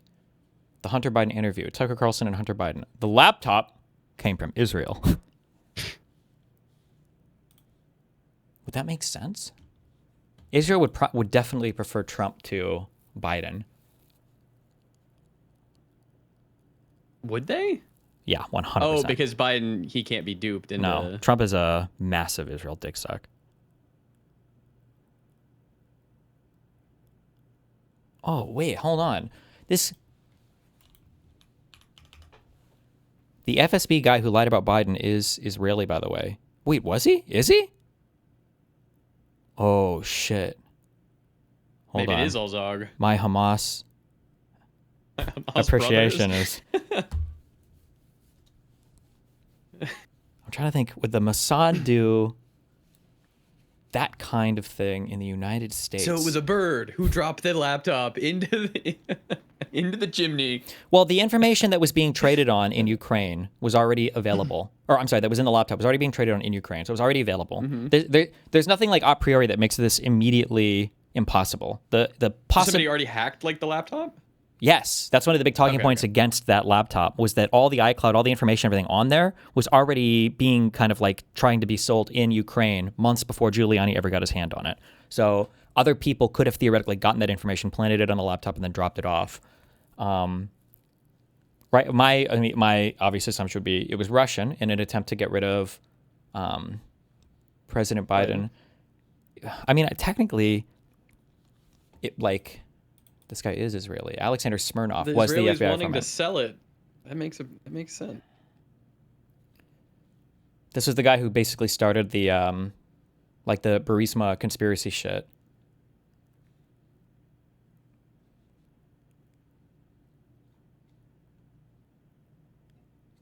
He was born into a Russian-speaking family in the Ukrainian Soviet Socialist Republic. Was raised speaking Russian. They moved to Israel in '92. There was a big Russian exodus, or is that what you call it? Exodus? Not diaspora, from, or not a Russian Jew flight of people after the fall of the Soviet Union to Israel. Became an FBI informant by 2010. Lived in California for 16 years. Moved to the U.S. in 2010.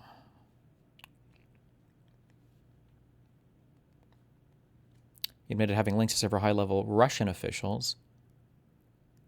God damn. American Express sued Smirnov in 2013 after he failed to repay $100,000 of credit card debt. How do you have 100K in credit card debt? He borrowed 500K from Encino-based firm D&D Marketing and was sued in 2015 when he didn't repay that loan.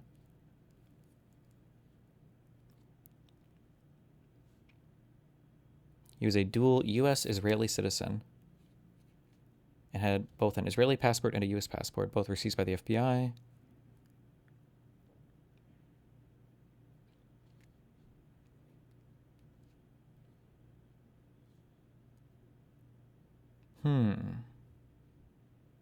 So you're noticing, huh?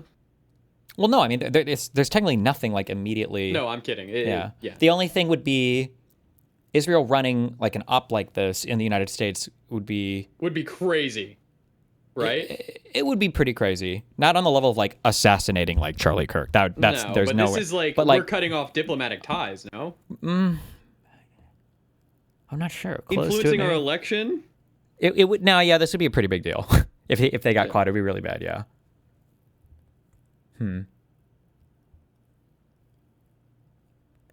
Okay. Interesting, but okay. Yeah. I don't know. There need to be thing more that I would have to information think about it, but yeah.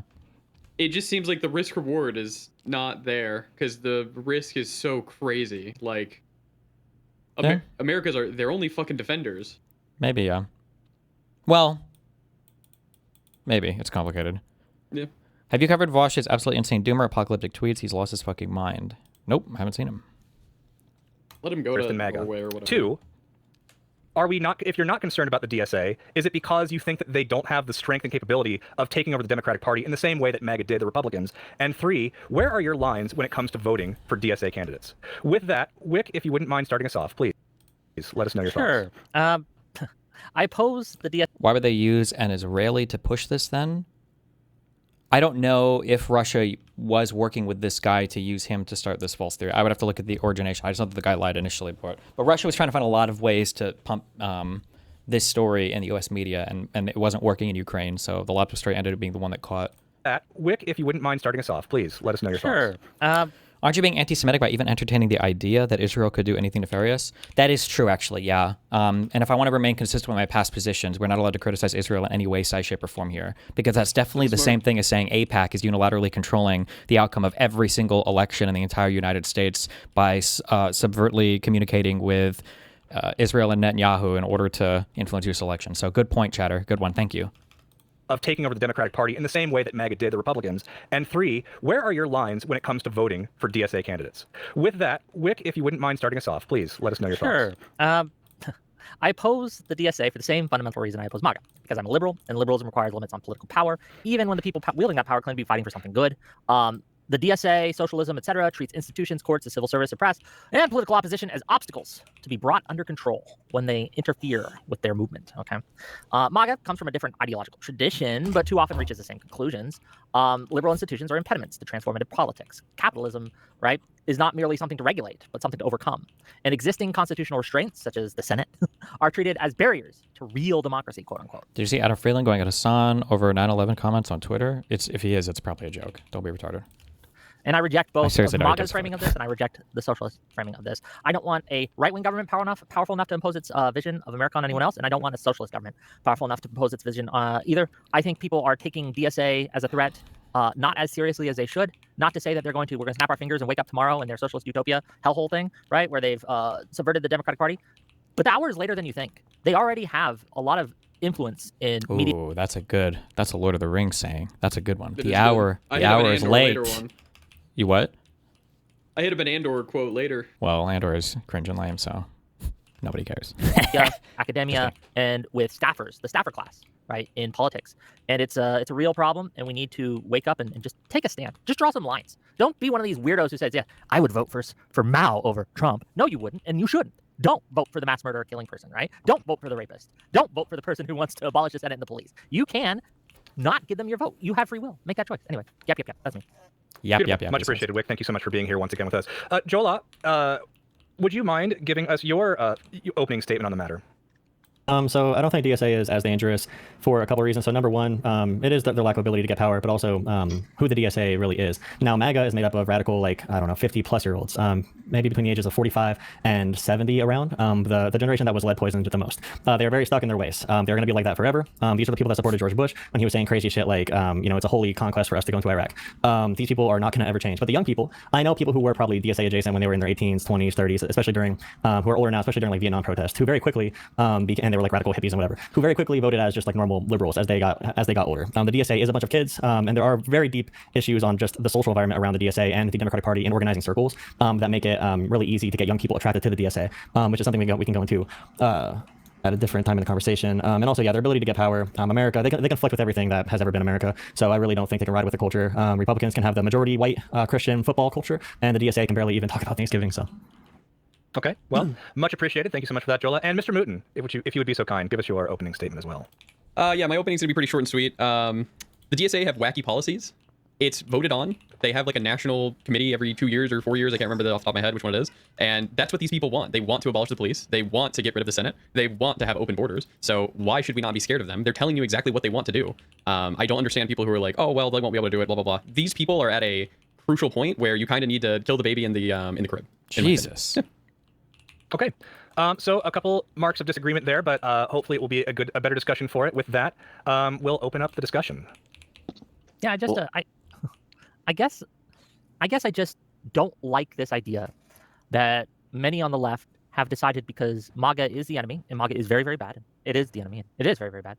That they're giving a blank check to people who oppose MAGA, right? They will literally vote for anyone who opposes.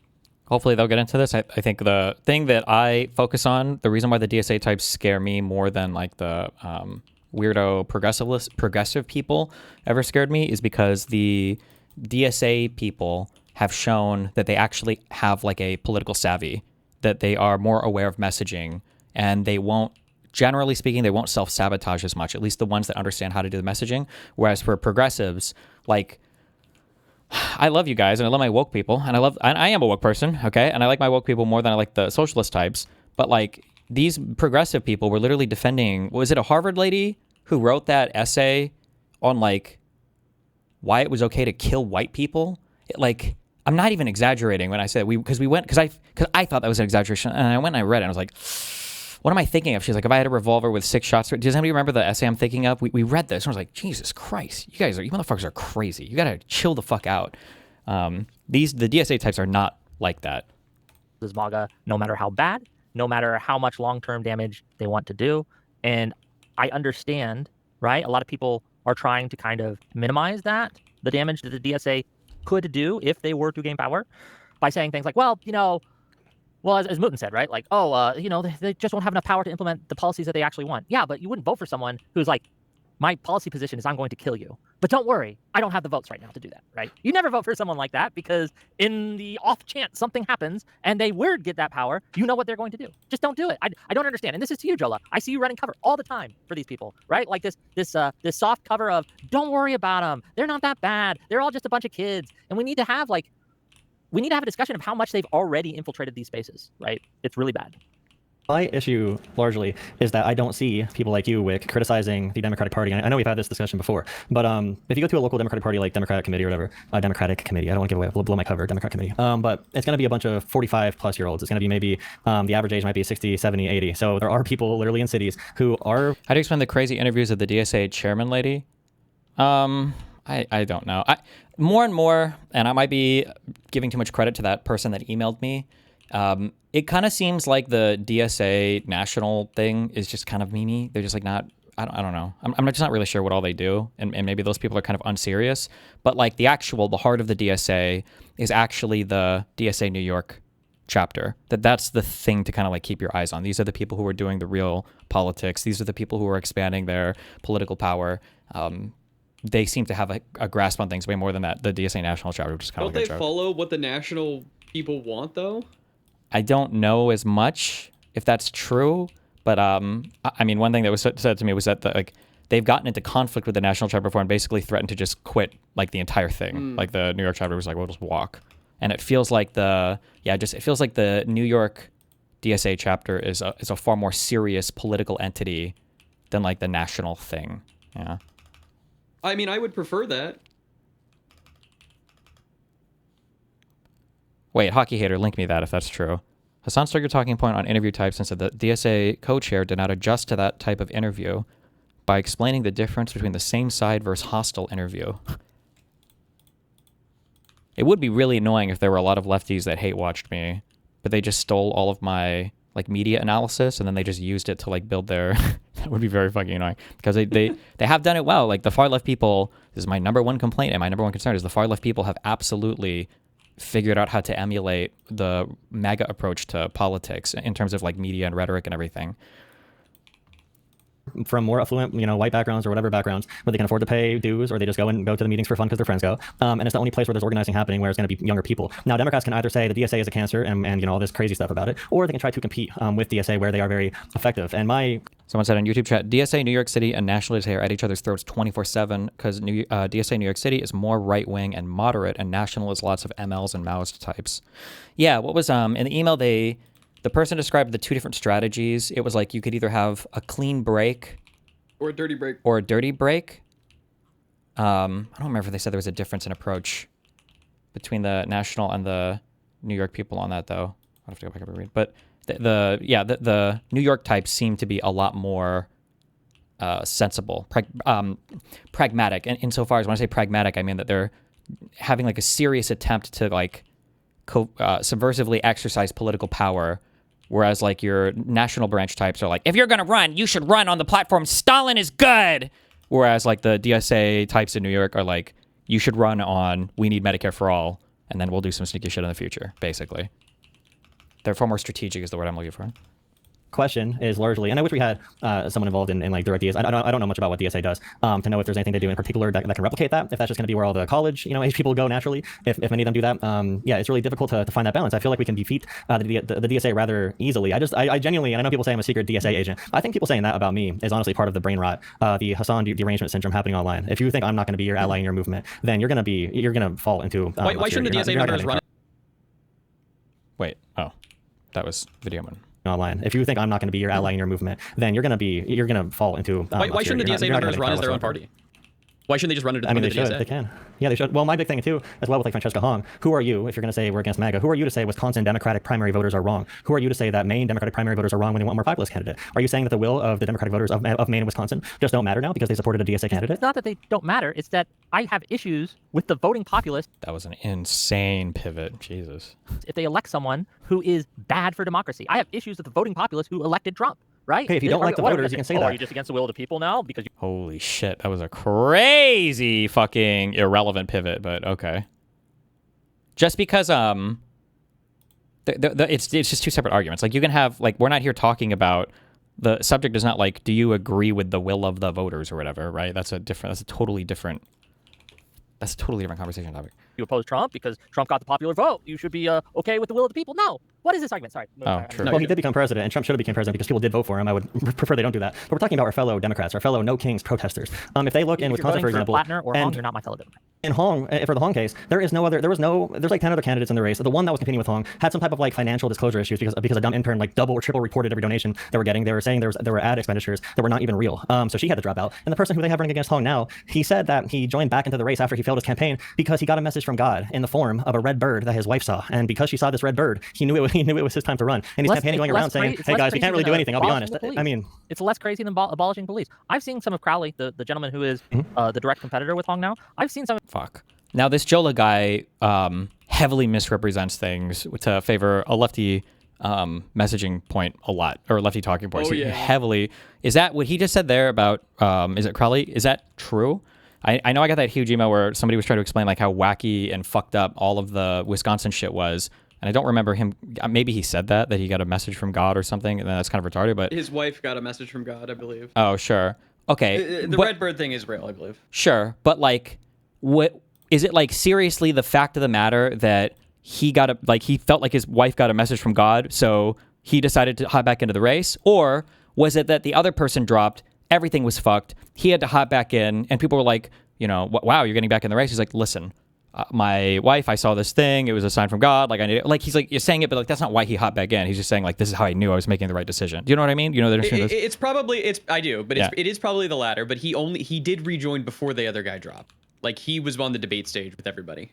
Okay, gotcha. But it's just something. I would assume it's like something that religious people say. Maybe, sure. They saw a sign and it plays well. Of his takes, he has good, solid. One of the best takes on data centers that I have seen. Right. Wait, real quick. No shot, bro. Because like, here's the thing. This is not a friendly conversation. No. If you're DSA, none of these conversations that are taking place are friendly. You have to treat it like a hostile media interview. Oh, dude, I'm gonna kill myself. I have to just stop It's streaming. not I need to Hassan, stop it's his streaming. friend. Yeah, I had to stop streaming until the midterms are over, bro. The thing is that like these guys listen better though than my own party does. No matter what, even if they are being friendly, and David is friendly, broadly speaking, but he's doing that on purpose.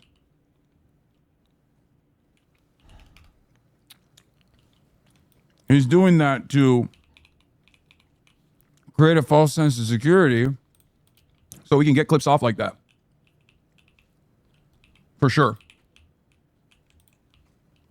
Nom, nom, nom, nom, nom. What's he eating? There's got to be like pre-cocked, pre-canned responses for all of it. Their word for it. We have to believe what they say according to you, but can you even make sense of that? No, absolutely not. Again, these people are not Democrats. They should not be allowed to run on a Democratic ticket. And I agree with Cassie that the National Party should have stepped in long ago. What are you saying? Jesus. Everyone, all these slopulists now are like, we need a moratorium on data centers.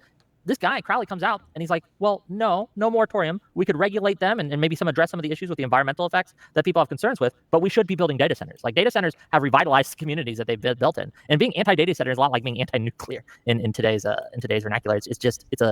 It's going to make us poorer, weaker, and less able to compete in the real world. Crowley is a good candidate. Crowley is the union candidate. Crowley is someone we should be supporting. So I Long think as a crazy person. We're talking about politics. But we're talking about politics here. You can say F the voters, screw the voters. Okay, you can keep on saying screw the voters, we hate the voters. But politically, we need political influence to stop the rise of slopulism and MAGA. So if you want to say the Democratic voters are dumb, then I don't know what I can tell you at that point. The DSA. This is such a weird. I don't. How old is this guy again? I don't know. He's really young, isn't he? Like 20 or 21 or something. If you're the older somebody is, the less likely I am to be charitable, and the more likely I am to accuse them of doing some weird. You're like trying to be fucking subversive or something. So I don't know. Maybe. Sometimes this guy he just feels very sneaky. You can be mean because he calls you out at the end of the video. Oh, wow, spoiler alert. He feels very sneaky with the way that he does his communication. I don't know. And what were you saying? No, I don't remember. I was just gonna say the DSA members are the slopulists. Okay, then beat them. Why are Democratic candidates? We are. There's two. Well, they Why are. is she winning? So they Why are. do you think? Two things can be true. One, Democrats can be running bad candidates, and the DSA can be bad. That's what's happening. Like, one annoying thing here is he's like, oh, well, then so just beat them. We've been saying the same thing about the DSA people forever, right? Because they constantly complain that all of our candidates are bad. But you could never say, well, just beat our candidates, because they would say, well, we can't because the establishment media is biased against us, because APAC and everybody is funding against us, because the billionaires are trying to oppress our candidates. And like they could have a trillion different excuses for why their candidates could never win. But then now that they figured out how to leverage some of these environments, if we try to make similar attacks against them, they tell us it's unfair and we can't criticize those environments. So we just have to do better. And I was like, well, okay. It can't be two different sets of rules. Here. In Wisconsin, Democrats seem to not be running good candidates. It seems like Hong is probably going to win. And sadly, the Democrats are probably going to lose Wisconsin over it. Yeah, and I think that's a tragedy that the moderate wing of the party could not find anybody to run. It's a good candidate. This wild, and you've done this a lot. Every time something happens that is bad, it's always the establishment's fault. Oh, wait. Oh, damn. Okay. Wick is mind melded with me a bit here, yeah. Right? I said nothing about the establishment. I said they are losing. I said they are losing to DSA. That is correct, right? Establishment's fault. Sometimes it's okay to acknowledge that there are bad actors on the other side who are capable of being, of having agency, and their agency is lying to the public and pushing bad candidates that convince the voting class, right? Hong's not a good liar, man. She's not a good liar. She's really bad at it, to be honest. She can't answer a question about Thanksgiving. She's like, I love Thanksgiving because I'm a cook, and I'm going to use that to bring people around the table. She's a terrible candidate. My question again is, why are there no moderate and by the way, the polls can be off by 25 points, and I will be happy, to be honest. I don't want Hong to run. I think she's a disaster. But my question again is, why can we not have any accountability for Democrats who are losing to these types of candidates? Like, we have to have some. What do you mean, no accountability? It's also like very annoying that these candidates are being used as a cudgel cudgel, right? Against the entirety of the like Democratic Party. But the DSA types are only running in very specific venues. So the national level Democratic Party can win so many different elections. We've won so many special elections. I think it was wasn't it supposed to be like the most flipped seats in Congress in all of U.S. history in an off-season? Not like in an off-season election, but like in a special election term, I think. But the national level, like the Democratic Party, gets zero credit for that. I guess it's just like expected. But then if the DSA candidates manage to scrape out a few wins, now it's like that's like emblematic of a complete and utter failure of the entire Democratic Party establishment. And it's like, well, is that really fair? I don't know. I feel like that's kind of... I mean, I think we are having accountability. They're going to lose. That's the accountability. Yeah, but from liberal commentators like myself, for example, I cannot stand what's her name, Cori Bush. She lost by like 50 points to her opponent, Wesley Bell, and then called him a Republican. I'm extremely critical of her. She lost by 50 points, and she called him a Republican, which is not true. That's bad. Now, yeah, that's really bad. But why is there no heat? I don't see any coverage from center commentators about the primaries on who is going to be the up and coming candidate, or why are we putting forward these terrible candidates like Janet Mills? Why was Mandela Barnes not supported from the start? Like why was Brad Lander not supported? Why was Mallory McMorrow not supported? We had Mallory McMorrow right there. She was above. She was by far the favorite for Michigan, Mallory McMorrow. And guess what happened? All the progressive money went to El Sayed, and then all the establishment money went to Haley Stevens. That's why McMorrow ended up tanking. She was.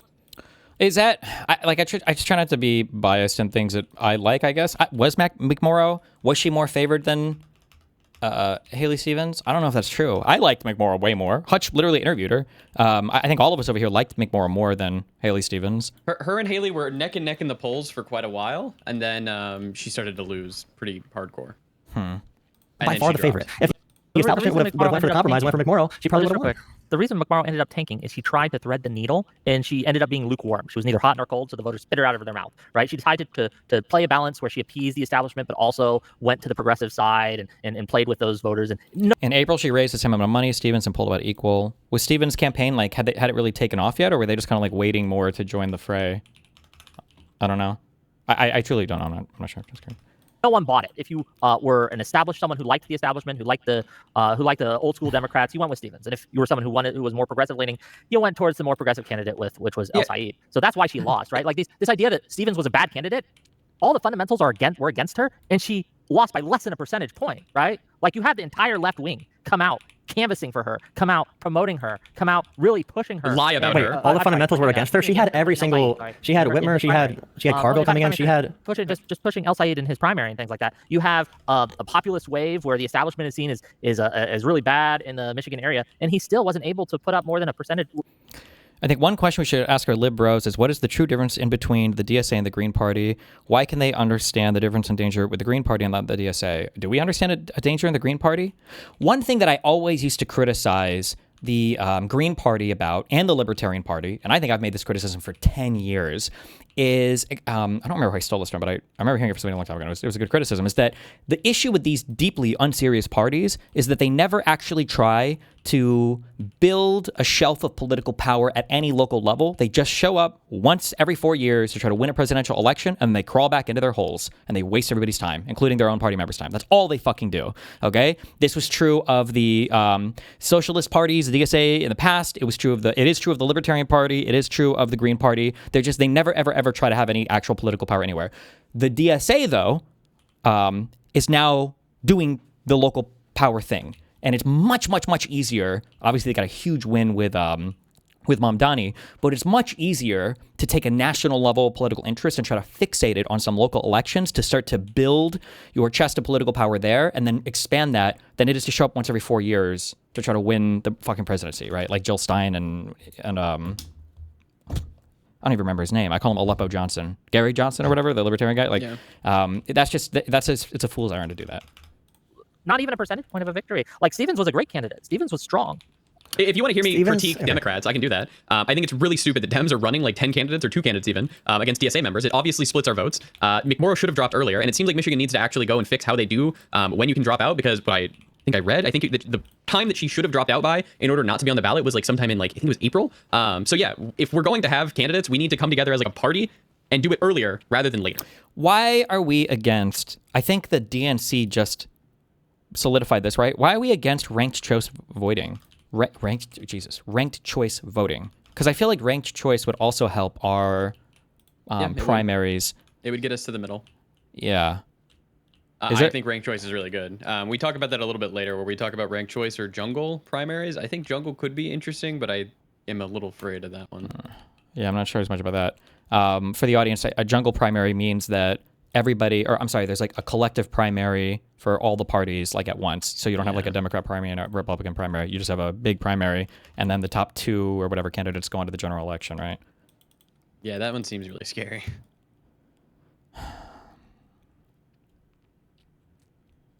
We have it in SF, and the problem is that people don't know how it works. Oh, shit. It's kind of... Wait.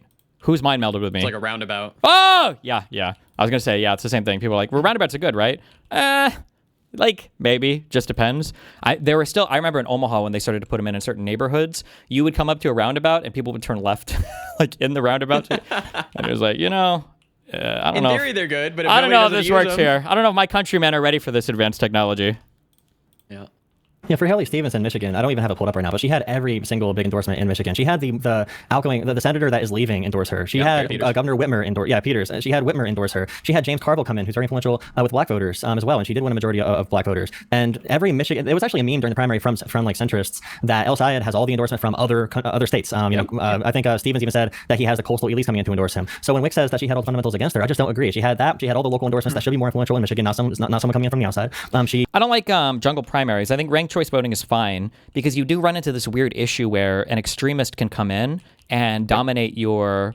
Or I say an extremist. I guess theoretically you could have 2 extremists running that also split the vote. It's just this vote splitting idea is a very cancerous concept of first past the post. It's hard to get over sometimes. Like you have 2 candidates that both want to give you, like one wants to give you cookies, one wants to give you brownies, and then one candidate who wants to do steamed broccoli forever. And that guy's got 40 points, and then the other 2 people have 30 points each. And it's like, obviously you guys want the candy, but the broccoli dude's going to make it because the 2 candy people don't drop out. It's like not, I don't know. It's just not a good, doesn't feel good. I think the final numbers from New York Times were either 10-1 or 9-1 outside spending. The extra $60 million definitely can't hurt. If she did not get that money, if she did not get the extra $60 million, Bill probably does win by 5 or 10 I think what Whick means right now is like the establishment isn't a popular thing. Nobody likes what's going on. So when even without ranked choice, we should at least do runoffs. Man, I thought about that, but like, is that not like runoffs for primary? That feels kind of dramatic. It's like we're primary or primary. Yeah, that feels like really dramatic at that point. I don't know. Final numbers from New York Times were either 10-1 or 9-1 outside spending. The extra $60 million definitely can't hurt. If she did not get that money, if she did not get the extra $60 million, Bill probably does win by 5 or 10 I think what Whick means right now is like the establishment isn't a popular thing. I don't understand the cookies versus broccoli analogy. Let's say you have a population, 60% want candy, 40% want steamed broccoli. Let's say that the 60% candy people actually have 2 candidates running, offering 2 different types of candies. When people go up at the primaries to vote, 30% of candy 1 wins, 30% for candy 2 wins, but then the broccoli guy gets 40%. So the 60% candy enjoyers split their vote down the middle, 30-30, even though either one would have preferred the other candidate, but now the 40% broccoli guy takes it with a plurality of the vote. Plurality meaning the highest percentage won, but not over 50%. Nobody likes what's going on. So when you're an outside candidate and you're coming in, you're fighting against the establishment. Doesn't New York City do ranked choice voting? I think for their, I don't know if they do for any of their like federal level seats. They did for the mayoral stuff though, yeah. The extra $60 million definitely can't hurt. If she did not get that money, if she did not get the extra $60 million, Bill probably does win by 5 or 10 I think what Whick means right now is like the establishment isn't a popular thing. Nobody likes what's going on. So when you're an outside candidate and you're coming in, you're fighting against the establishment, you kind of have like the wind at your sails right now. You have all the like new media loves you if you are this, right? All the podcast bros, all the Twitter folks, and people act like influencers for whatever reason. And we're gonna talk about the Mitch voter guy too tonight.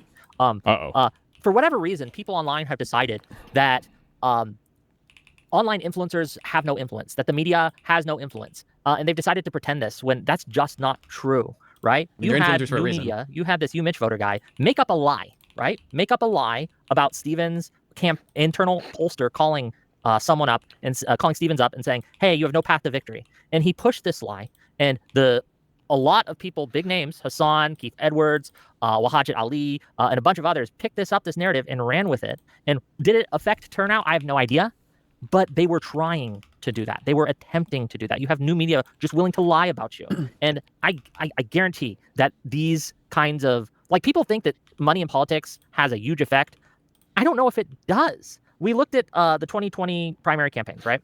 $1 billion were spent to get Bloomberg to be our nominee. With a B, right? $1 billion.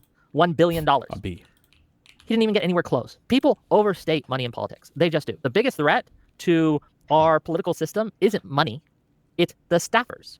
And we see this by how they're acting. Like, this is the threat that the DSA and other actors on the far left really pose, is they have positions of influence and power within the media and within organization groups and within the party. And they are pushing these candidates on us that are making it harder for us to beat MAGA. Look at when Said won the primary. We took a lean Democratic state and it became a toss-up. It's now objectively harder to win. Also, if Money just won the election, then Tom Steyer would be at least one of the 2 governor nominees. Are you saying Money has zero impact? No one's saying Money has zero impact. We're not. Of course. Okay, then if Money has Damn! True, though. any impact, then if both candidates had the same amount of money spent, then Sayed probably wins by more than he did, right? If it has some impact. I don't know. Okay, so Money has no impact, is what you're saying. Yeah, Money has no impact. Why is that the only option? I feel like there's probably like a saturation point when it comes to media stuff where it's like past this, I don't know how much more helps. Like, I don't know if if more ads would have like raised the awareness for him or his positions more. I feel like this was like a national level popularity or national level popular primary. I don't know if any more attention would have changed anything for that election, or even more money spent for Stevens. You might have been able to remove $20 million spent for Stevens, and it might not have impacted much on her. Like, I don't know. Exactly what I'm saying. Yeah, if it has any impact, then necessarily. But it has can we at least acknowledge it has diminishing returns? Oh, yeah. Yeah, I mean, if you have 18 ads of the same person back to back to back to back, especially like I criticized Kamala Harris, she was airing these dumb commercials in the middle of college football games. That's not going to help very much. But it does help with overall media saturation. What do you mean it's not going to help airing a commercial during a college football game? Having Kamala Harris come out in the middle of an NCAA game when everybody's in the bar drinking or whatever, no one's watching that commercial. I've been at these places. Completely wrong. You think people are staring at the TV and watching Kamala Harris ads on the Yeah, I think older people, the people who actually go and vote, are watching the ads. Yeah. Well, I think it works on normal people too. Mountain Dew and Pepsi spend billions of dollars for a reason. We all like to think that we're immune to the wiles of a Mountain Dew commercial, but there's a reason they spend billions of dollars. I would also like to say that I think Whick was really spot on here in that the new media landscape, in my opinion, is the biggest piece that people are missing in all of this, which is the ability of and it kind of ties to money in a certain case where each person, all of the people fighting for attention and relevance and therefore some amount of power and money are they're not necessarily doing it for forthright reasons. They're not doing it necessarily because they purely believe in some political ideology.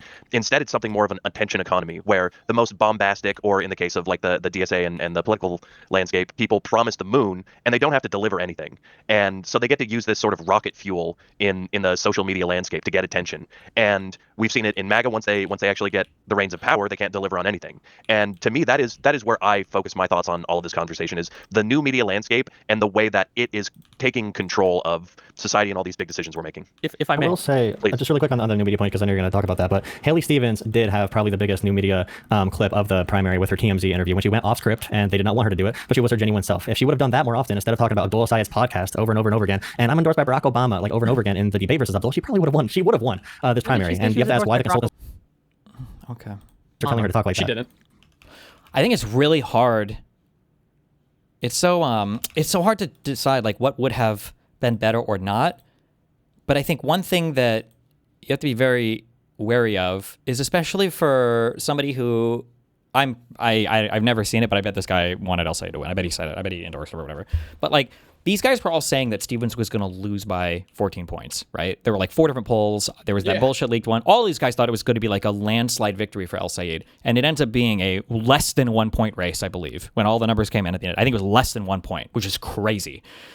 So for them to say, well, this thing she did was actually wrong, and if she would have did this instead, she shouldn't have brought up that podcaster point. Like, maybe she would have won. Well, maybe that was a point that you didn't like, but maybe that was one that was actually, more influential in one direction than another. Maybe older people really don't like the idea of podcaster politicians. I don't know that. I'm not actually sure 100%. I don't know if there's focus group polling that shows one way or another, but I would be a little bit hesitant to offer my opinion on like, this is absolutely what she should have done, or they absolutely should have thought of this, when it's like, well, whatever we thought they should have done before, this election ended up way different than everybody said it was going to. It's Sayed, not Sayed. Fuck yo mama, bitch. I've done that more often instead of talking about Jolah Sayed's podcast over and over and over again. And I'm endorsed by Barack Obama like over and over again in the debate versus Abdul. She probably would have won. She would have won this primary. And you have to ask why the consultants are telling her to talk like that. She didn't. You talk about her endorsements constantly. If you look at the exit polls. And Sorry, you look said that around- she said she was endorsed by Barack Obama. She said that. She never said She that. gave the impression that she was in the flyer she put out, and you could see her talking to black voters. There's a clip of her walking around to everybody saying, "I was proud to work with Barack Obama." She's obviously laundering his name and using it for that purpose. You realize laundering his name? I mean, if she had any association with him, why would you not talk about it? That's completely and totally fair. Also, I don't like sometimes when somebody lies and then when they get called out on the lie, they walk it back to a different statement. And it's like, well, hold the fuck on, because before you said she lost because of this thing, okay? Nobody is attacking necessarily the thing when they say that your thing is wrong. They're attacking the fact that your earlier conclusion was based on a thing that you just said was wrong. I don't know if people understand that sometimes, is that if somebody says, why did you drive home yesterday when you were drunk? And you say, I was secretly fed alcohol in my Pepsi cup and I didn't know it. And that's why I drove home drunk. I didn't know I was drunk. And if somebody says, okay, well, yesterday it wasn't Pepsi that you were served. You knew it was like fucking vodka or whatever. You knew that it was just like, okay, whatever. I don't know. I don't know the specific thing of whatever. I don't know. We don't have to argue on this point, right? I was like, well, no, hold on. It's not that you lied about that point. It is, but it's the fact that that was the foundation that you used for your last argument, which means that the last argument should have never been an argument that you were making. So why did you have that argument if the underlying point that you made was not even true? And then you very quickly and readily acknowledged it wasn't true, you know? Yeah, this is happening a bit in this. I don't know if it'll happen more. It's not necessarily the most important thing here, but Like she that. didn't. You talk about her endorsements constantly. If you look at the exit polls. And Sorry, you look said that around- she said she was endorsed by Barack Obama. She said that. She never said She that. gave the impression that she was in the flyer. that's a way different. Gave the impression of an endorsement. I don't even know what that means, but okay. This is also where it would be nice to bring out the exact ads or the exact put out, and you could see her talking to black voters. There's a clip of her walking around to everybody saying, "I was proud to work with Barack Obama." She's obviously laundering his name and using it for that purpose. You realize that she did not was say, "I have endorsed an by official Barack Obama endorsement." in the past, right?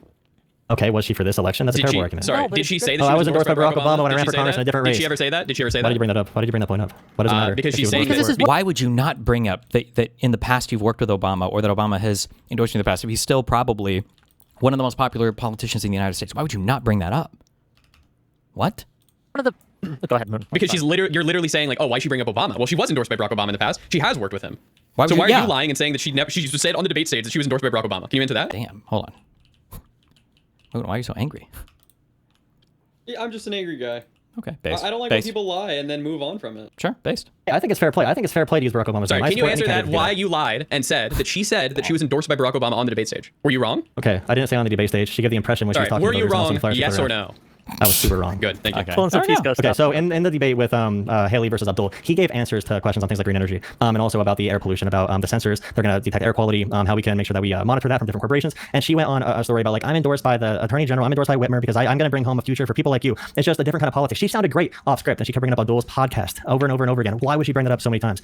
Oh my God, he is obsessed with this. I do think that she had a really bad debate performance. I didn't really like her debate performance. Now, historically, at least for presidential elections, debate performances don't really seem to move the needle that much. I don't know why. They just don't. Maybe they can create like special moments where there could be like a huge like clippable moment that goes viral and maybe people can build off that. But generally speaking, it's like, it's really crazy that when we were looking at like the primary season, especially in 2020, like if this is like all the candidates and this is like your opinion and like this is where like the kind of like polls are, if you have like a major debate moment, this is what would happen.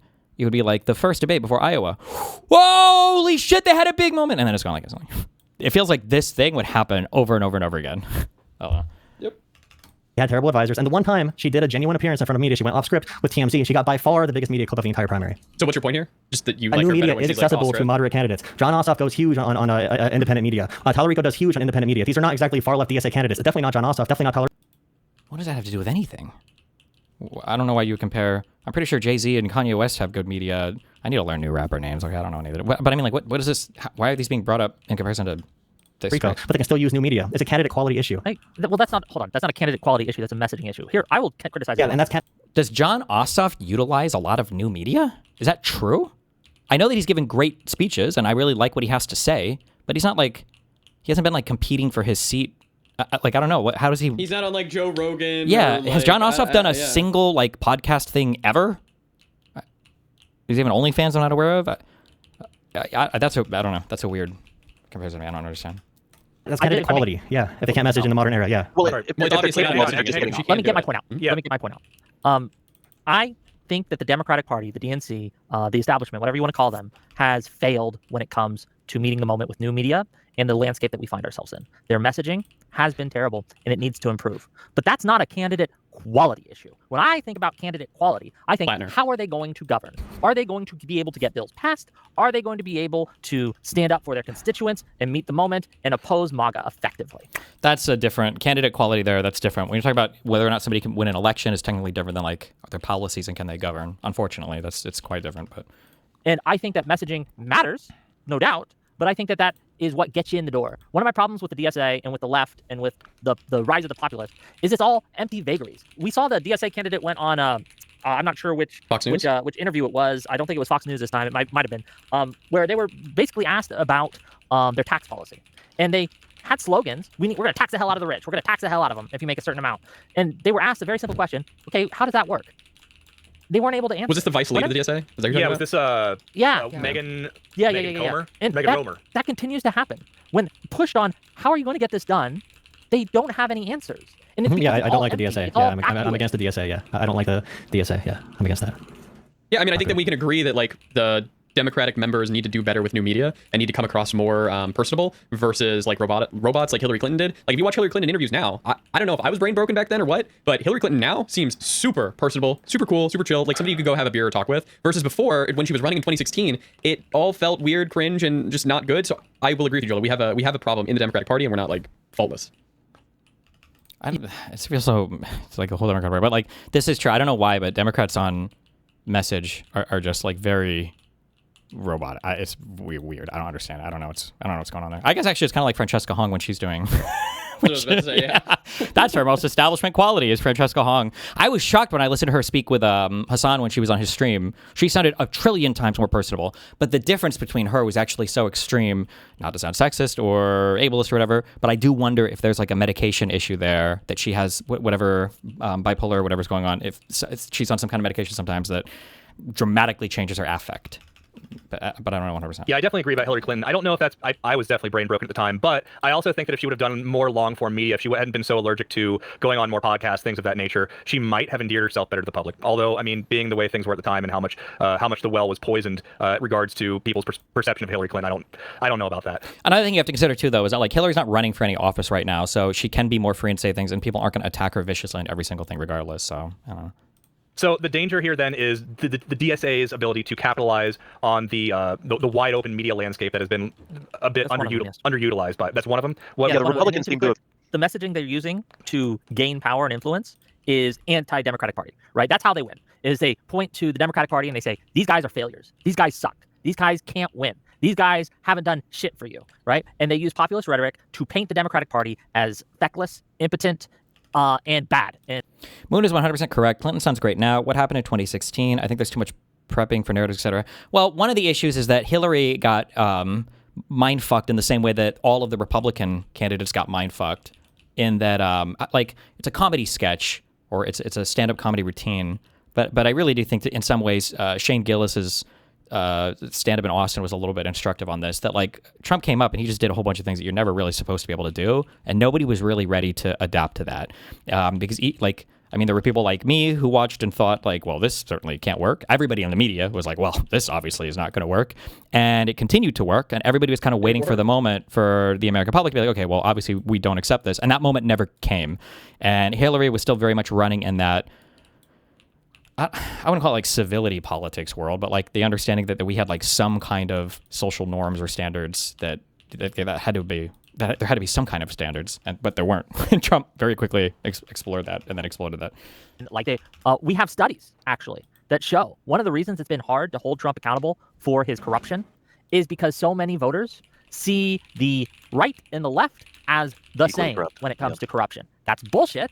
But one of the reasons they feel that way, one of the reasons the voters think that way, is because you've had nonstop for the last 10 years, a constant stream from segments of the left saying just that, right? This is the danger, one of the major dangers that the DSA, the far left, etc. pose, is the messaging that they use to win makes it harder for us to differentiate ourselves from MAGA.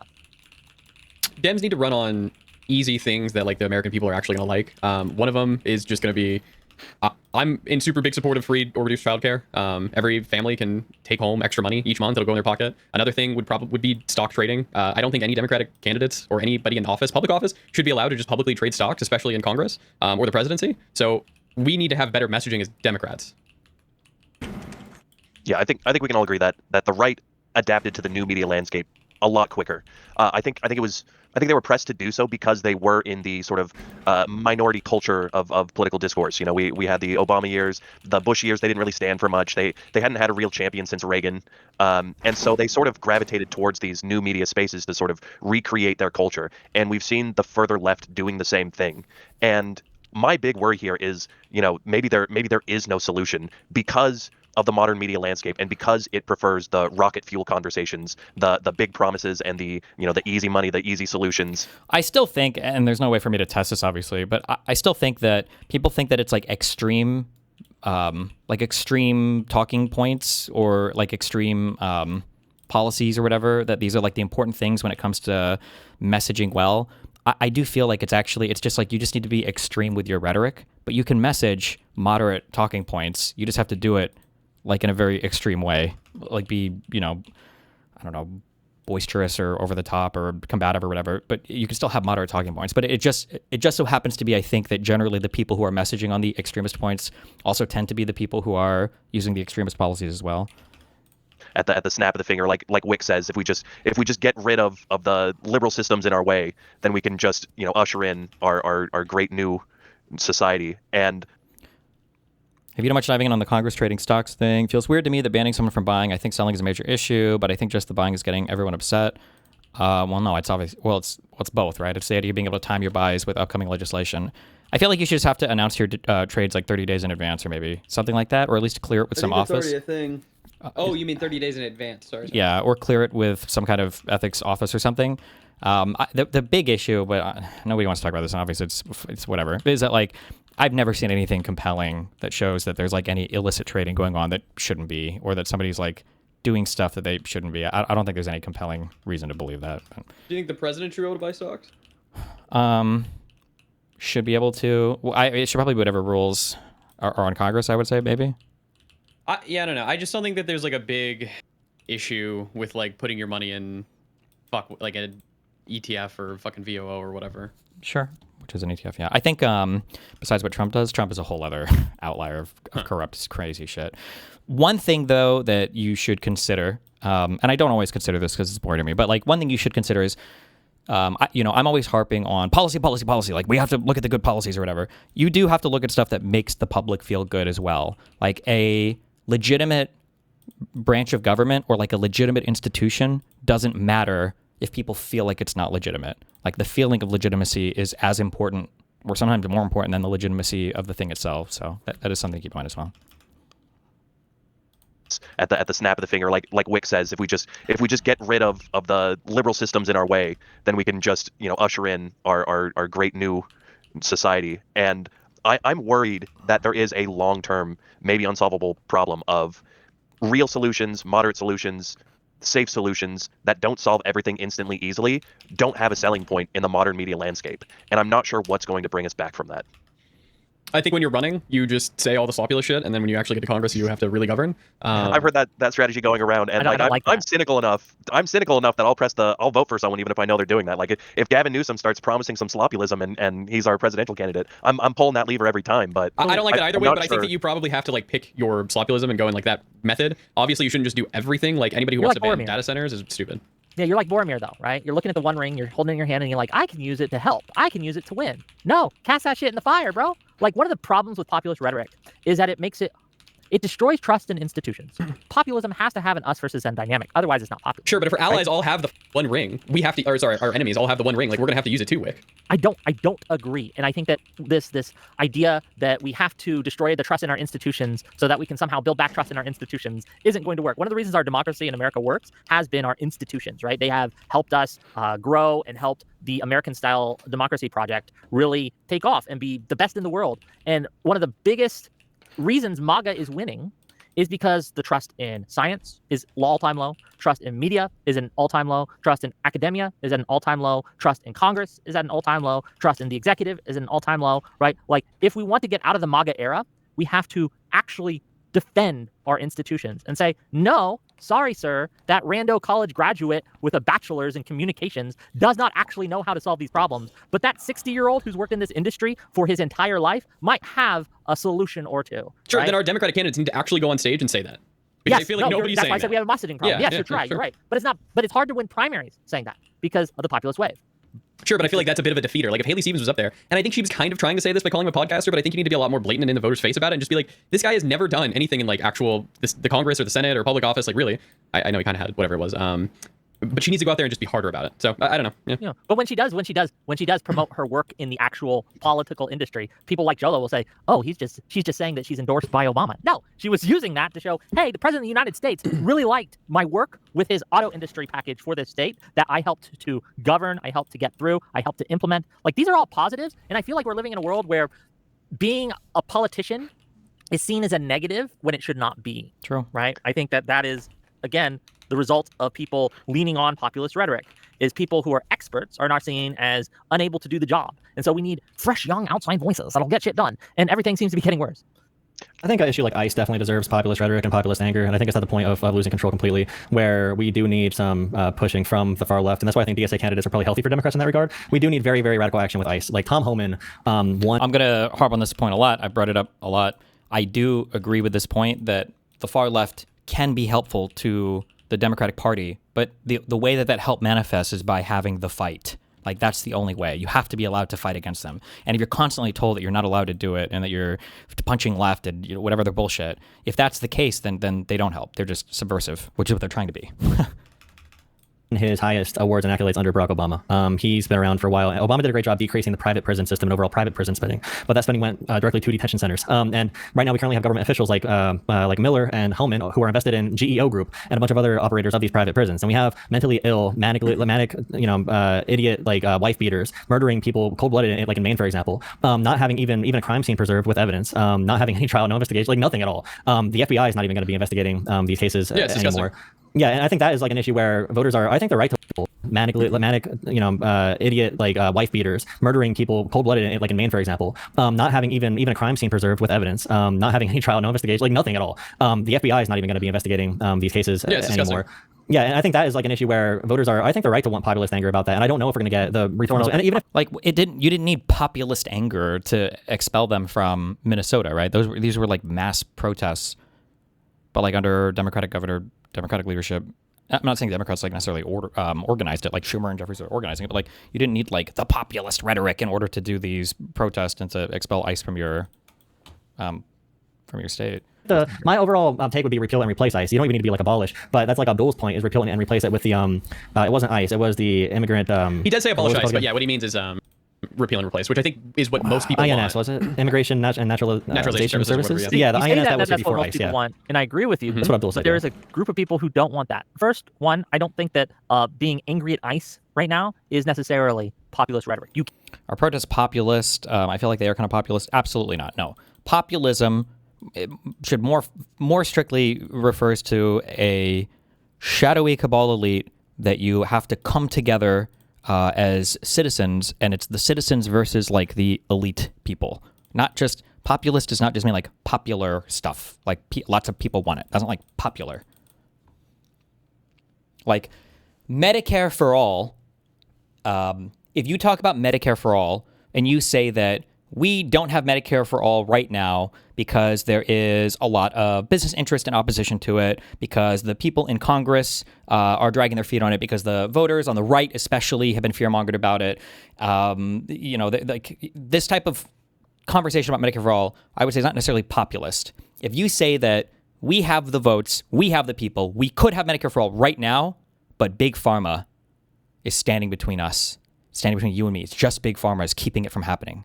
Big Pharma is the reason, and that's it. That's populist. It's like there's the big bad guy behind the scenes. It's zero engagement with the political system, zero engagement with any political process. It's just the epic big bad guy that the people have to come together and fight against. Can use populist rhetoric in order to target ICE, but you can also use institutionalist rhetoric to say this institution is broken, has fundamentally been subverted to what it was supposed to be by Trump basically opening the doors to all these crazy folks to come in and be ICE agents. And what the policies from the top, because of Trump's appointments, have subverted the agency, and so it has to go. And so we can build a better agency, right? And we can build a better version of immigration enforcement in America. I don't think that that's necessarily populist rhetoric. It can't be.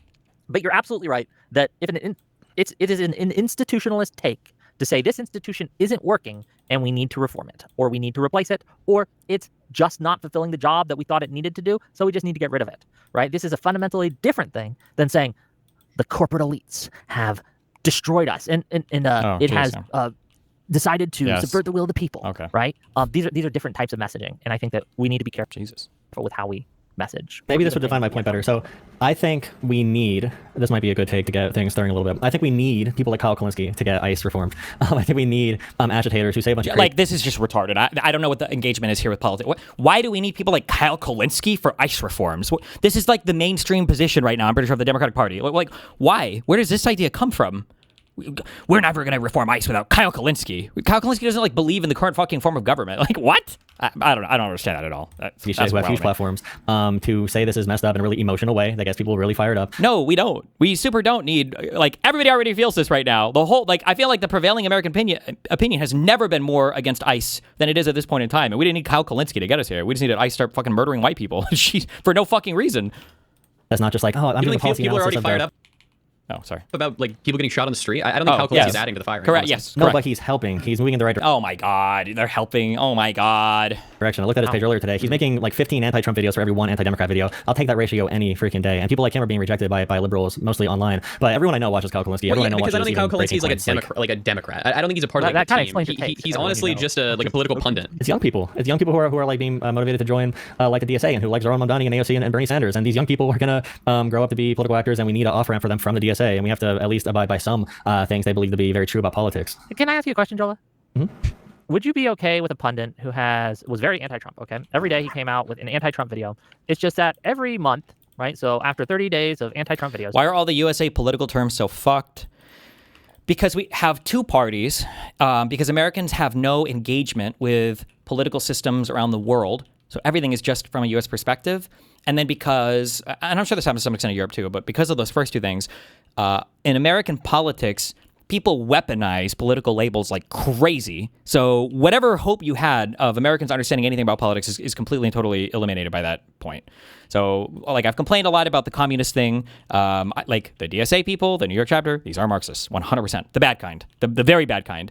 But Republicans have spent so much of their political careers calling every single fucking person on the left a radical Marxist, a radical communist, radical whatever, that, like, those words have no power anymore, and Americans don't even know what it means when you say it. Same thing with, you can argue the woke one people spent way too much time calling every single person a fucking fascist Nazi. Every single person was a Nazi or fascist if they did anything even, like, remotely racist or whatever. You see it now with, like, Israel and Palestine. Like, it has to be a genocide. It's not a bad word. It's a genocide. Everything is apartheid. Everything is genocide. Everything is ethnic cleansing. Like, every single thing is like the maximal fucking term, and it destroys your ability to see the difference. You have no granularity when discussing any of these concepts now. So Americans just have the dumbest understanding of anything related to political systems or political labels. To be fair, also, like, and I don't know how normal it was, but like, I grew up probably thinking until I was like how old was I? I don't even know. Maybe I was like 19 or 20. Thinking that America had like the only real democracy on the planet. Like, this is a thing I thought for the majority of my adolescent life, at least, that America was the only democracy on the planet, and every other country used some other whatever. I probably grew up thinking most of Europe was socialist, unironically, but I grew up in a super Republican household. Every month, he comes out with a video of why we can't trust black people. Black people will steal your daughters. They'll steal your bike. They'll come out and make your life worse. And black people are the worst. Would you let someone like that in your party? Or would you say that it's okay to watch this guy because he's primarily anti-Trump? I would say...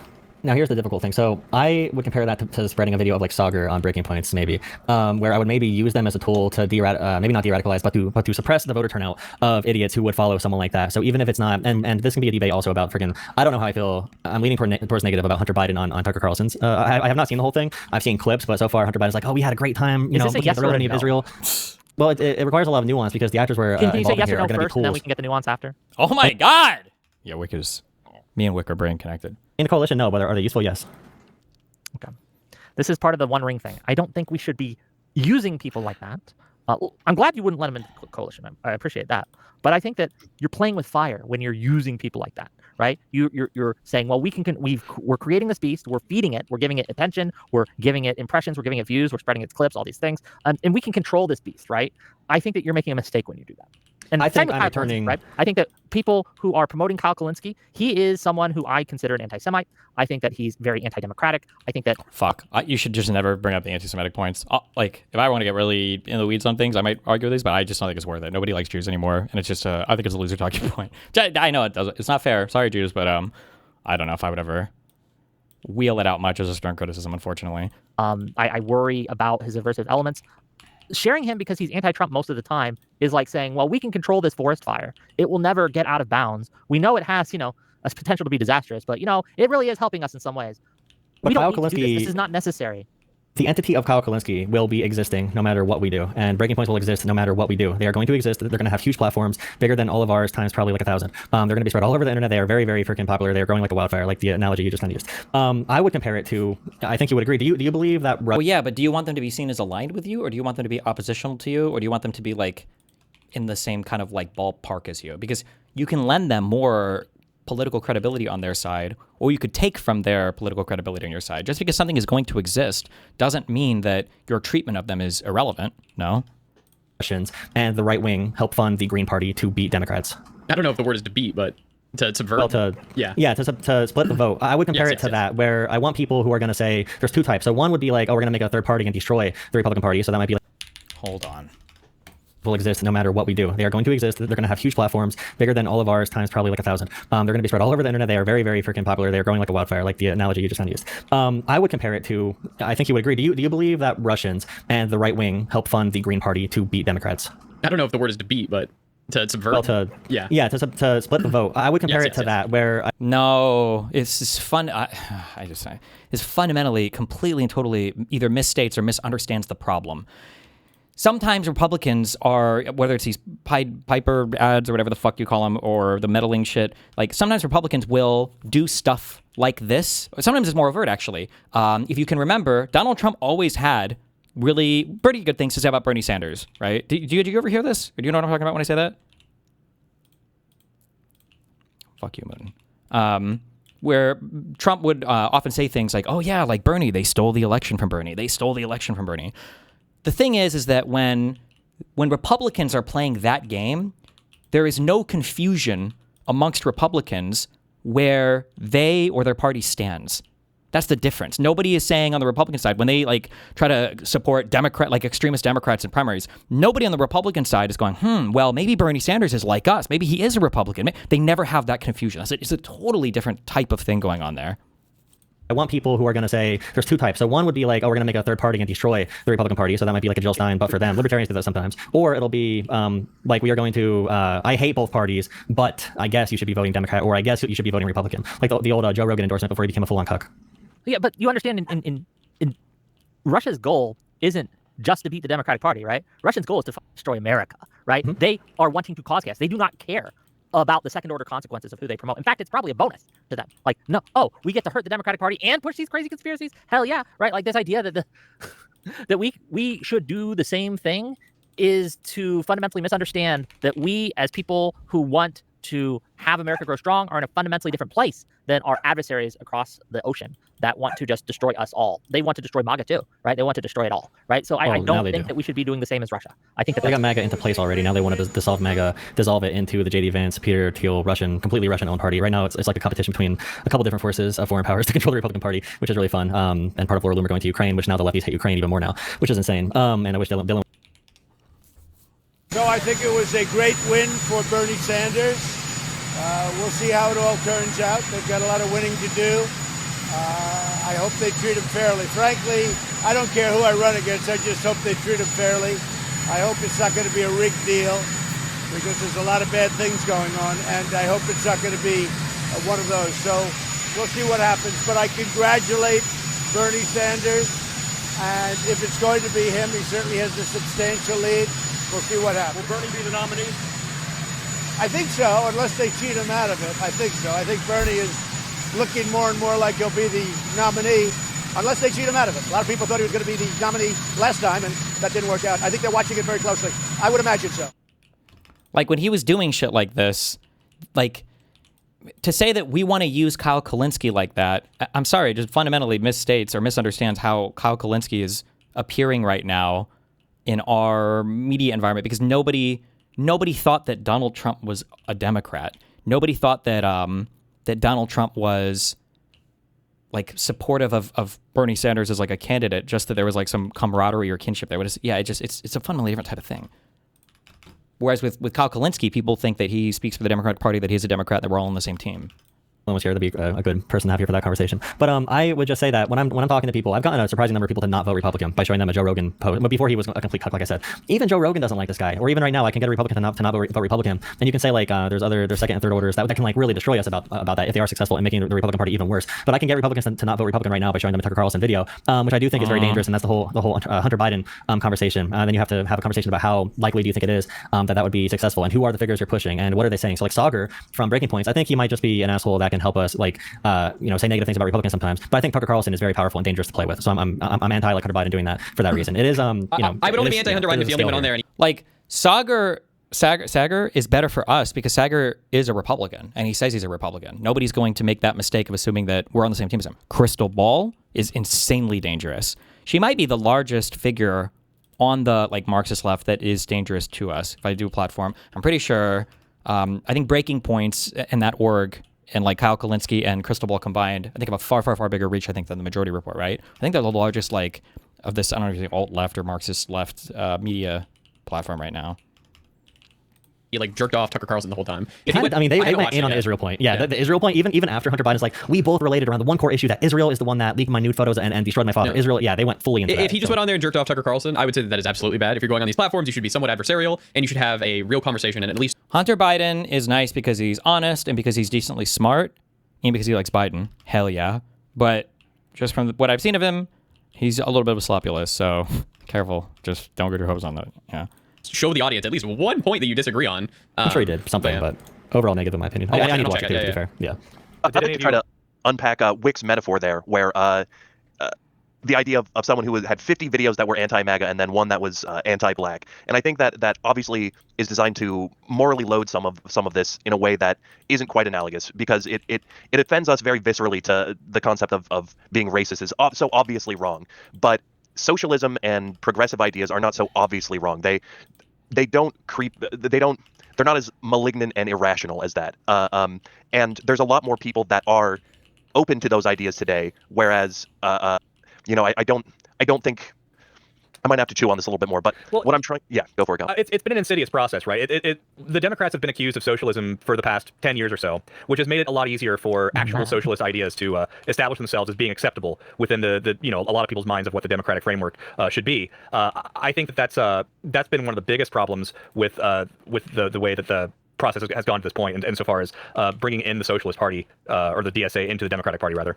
So two things. Sure. One, it's been way more than 10 years. I remember Rush Limbaugh back in the day calling Clinton a socialist, right? I remember like they used to say this about Democrats in the 80s, and I'd assume the 70s as well, right? Yeah, with Carter. Right? Like this has been a thing for forever. And sure, two, I do take issue with the framing that socialism isn't as obviously bad as racism. I kind of think it is. I kind of would argue that it might be, but that's a that socialism is far worse than racism. Racism comes in all shapes and sizes. I mean, not that it's good, but. And it's been way more than 10 years. I remember Rush Limbaugh back in the day calling Clinton a socialist, right? I remember like they used to say this about Democrats in the 80s, and I'd assume the 70s as well, right? Yeah, with Carter. Right? Like this has been a thing for forever. And sure, two, I do take issue with the framing that socialism isn't as obviously bad as racism. I kind of think it is. I kind of would argue that it might be, but that's a discussion we can have if you like. Let me try another tack with it here. So. Imagine we are back in the 1960s where racism was more virulent and alive. You might choose the social media person, maybe there's some late night show and 50 of their jokes are punching against the right and one of their jokes is super racist. You might still say, I would rather these racists watch this guy and stay racist as they're already going to be, but move them more towards a rational position on these very important things. I think that's why I'm against sort of the moral loading of that question here. I think we do live in a place where those people are, if you're a Kyle Kulinski fan, you're already going to be open to socialism. And so if you use a Kyle Kulinski clip to radicalize someone against Republicans, but they're already a socialist, they're already a Kyle Kulinski fan, I don't think you're really increasing the harm and increasing the amount of socialism in some serious degree, and that is outweighed by what you're doing in bringing them against MAGA.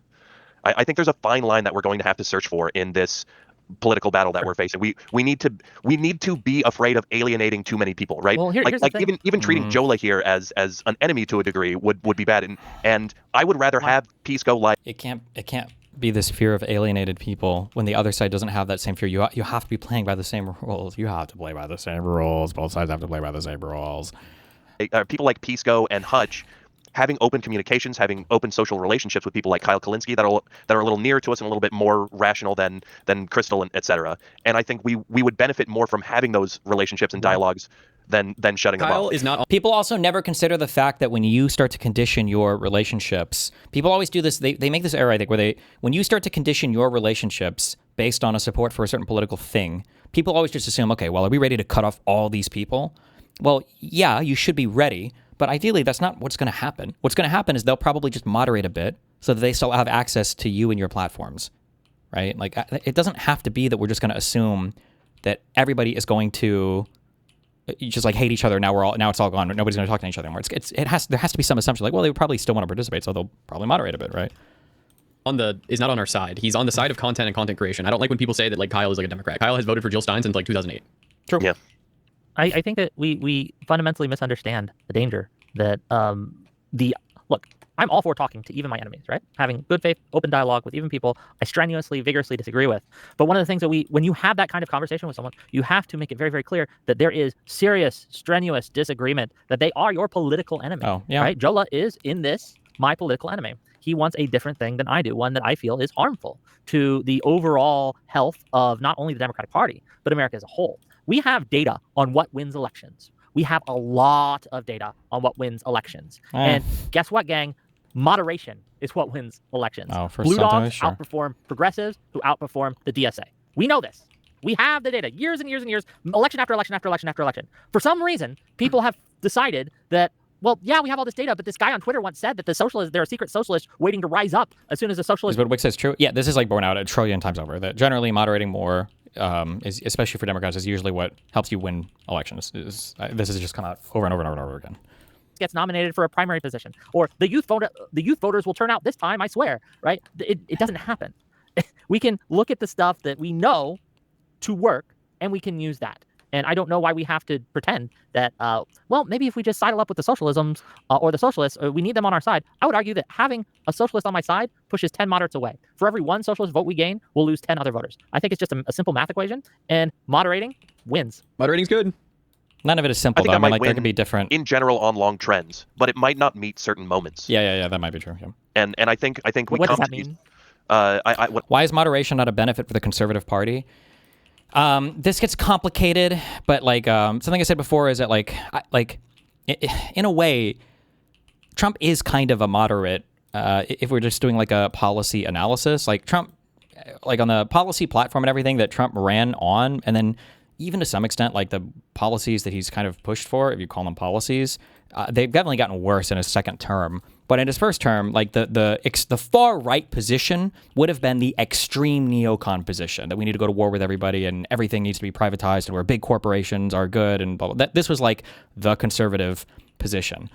So Trump technically, like policy-wise, I believe was kind of considered moderate. But the thing is, he wasn't really competing on the policy level. Trump was not like a policy wonk, and that's not the thing that people were voting for him for. I mean, of course, it would tend towards sort of the Overton center over time and some sort of establishment, some sort of tendency. I also think, too, you have to be careful. When people say moderate, if you have like a socialist in a conversation, when people talk about like moderate for Democrats, they use this definition of like, oh, you think that Democrats should be trying to appeal to Republican voters, to moderate Republican voters? No. It means that like you push for like police reform or some form of like tuition reimbursement for certain types of workers, as opposed to like universal free college or abolish the police, right? It doesn't mean you have to appeal to conservatives. It means that you try to appeal to moderate Democrat voters.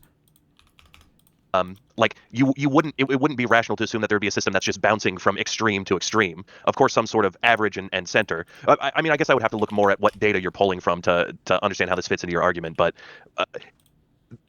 you can't imagine a situation where an extreme event happens, so it needs an outside of conventional solution. Sure, I think you can obviously look at outliers and things like that, but the Senate and the Congress, like it's a numbers game. Like even if we're gonna miss one because somebody is too moderate, we're gonna on average win most of them. But what I'm saying is that one could be a year rather than an individual in a year. I'm saying you could have a year. I would also rather that.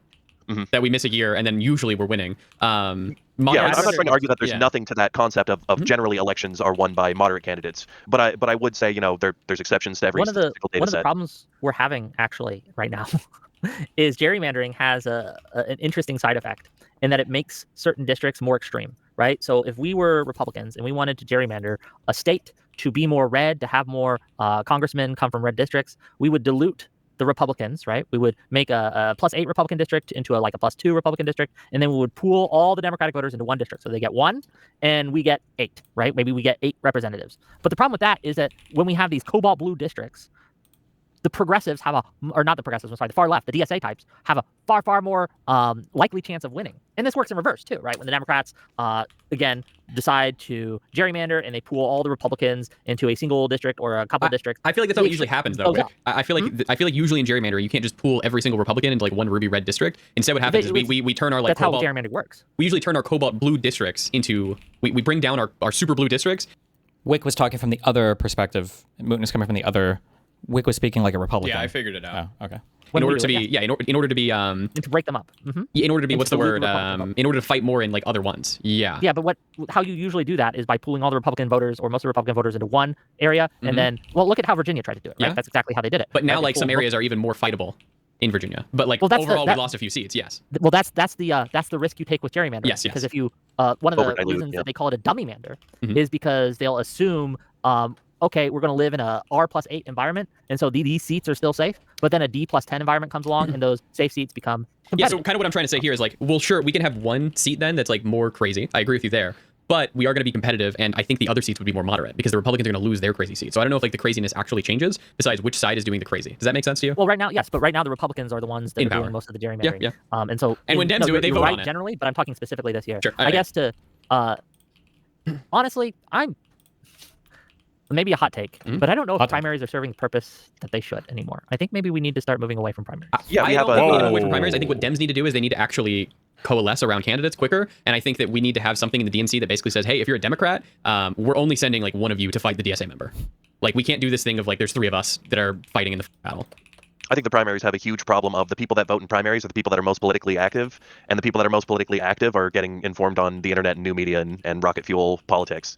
And so we're getting a lot more change than and not it's a selection for the same kind of rocket fuel in the candidates, and that's pushing moderation out of the process. And yeah, I'm worried about that. Are we all pro like not first or we do first past the post? Are we pro ranked choice? I like ranked choice. I think ranked choice is probably good. I think it gets you the most moderate candidate, which is what you should be going for in politics. Jolah, you're muted. Oh yeah, sorry, I was muted. Jungle or ranked choice is definitely better than. I would say we should be careful to some extent with how we talk. We don't want necessarily the more moderate candidate if we feel like a more extreme candidate would represent our views better or even represent the electorate better. I think ideally, really from a strictly procedural point of view, the primary process should deliver the most electable candidate into the general, I believe, is the goal. On the primary, you want to select for the best candidate that your party most broadly supports that's going to win in the general election, technically. Now, we prefer moderates, and we also think that moderates can win, so that's like a byproduct of that ideally, but yeah, but this... Nothing. Okay, yeah, I vibe with Jungle, actually. Jungle's kind of fun. It'd be fun. I haven't done algebra on any of these things. I have no opinion. It's funny watching that Mayor guy lose for LA too, that dumbass reality TV show Mayor that lost to that socialist camp. That was funny as shit. Joel, I'm sensing your internal sense of political homelessness right now, and I just want to commiserate with you for a moment as someone who's progressive and has some radical ideas, but at the same time wants to take things step by step and be rational. I just like to commiserate with you for a moment over being politically homeless and being too extreme for the Hillary Clintons of the world, but not extreme enough for the Nazi oyster farmers of the world, or the extreme DSA. Yeah, I mean, I agree. I think there's going to be some type of lane for it, especially with like internet drama. Like I have this. Then why state mandate it? Why not have each party choose it internally? I mean, you could argue that might be a better system, but in the United States of America, we have wholly rejected party picks generally when it comes to any elected position ever. I'm trying to think. Do Americans vote on anything ever where the party picks the candidate? I think that in America, we like to vote on all those people. I don't know if it'd be a bad idea. Like, I think it's very common. I don't want to say in every system in the world, but it's very common that for like the presidents around the world or prime ministers, those are just selected by the party. Although some people will argue that when you vote for your members of parliament, usually you know who they're going to pick for the head position anyway. But I mean, even so, like the people don't usually choose. But in America, I think we just like to vote on all those. We've even trended away over time from having less democratic picks over people. So, like for instance, it used to be that our senators, our U.S. senators for the federal Congress, I think were usually just picked by the state legislatures. So your state legislature would pick 2 senators, and then those would be the people that go. The people, like in a state, wouldn't even vote on that at all. But I think we've trended more and more over time towards like we just want to have our individual citizens voting on whatever they can for elected positions. Same number of videos attacking. It used to be back in the day. I think like if 2 people ran, the person who lost to the president would become the vice president. Mm-hmm. That was a thing. Couldn't the vice president, with their current understanding of how fucking the pardon works, couldn't they have just had someone go kill the president? They become the president and then pardon them. Wait, I'm sorry. Say that again. Back in the day, you used to get your VP political was from the opponent as other your party. vice president. Sure, yeah. Right? Yeah. So couldn't the vice president just have contracted somebody to go kill the president and then have pardoned them after the president was dead because they would become the president? I mean, theoretically, maybe. I don't know if murder was ever initially a federal offense, though. I'm not sure. It might have just been a state offense. But I think that probably wouldn't be very smart because then your vice president could do the same thing to you next, right? Yes. Yeah. Be pretty dumb for pardon to work like that. Or the extreme DSA. Yeah, I mean, I agree. I think there's going to be some type of lane for it, especially with like internet drama. Like I have the same number of videos attacking Hassan, Destiny, Crystal Ball, Kyle. Like I have the same number of videos going after all of them, probably even more going after the far left because I want them to be better and be improved. And I'm someone who has supported my governor, Josh Shapiro, who's very moderate, center right in some ways with like school vouchers, for example. And also, I don't think I buy this argument of like I just want somebody to be better. I feel like, generally speaking, you'll know if somebody feels that way. If somebody constantly has to clarify that, like, oh, I'm only doing this because I want these people to be better, then it feels like you've somehow failed to communicate that because people aren't getting that impression. That would be my assumption. But on Mondani, because I think I need to listen to where the voters are going. I need to sort of work with it and get to the best place I possibly can. And yeah, I just don't agree with the. But listening where the voters are going is like going to depend on what the area is, right?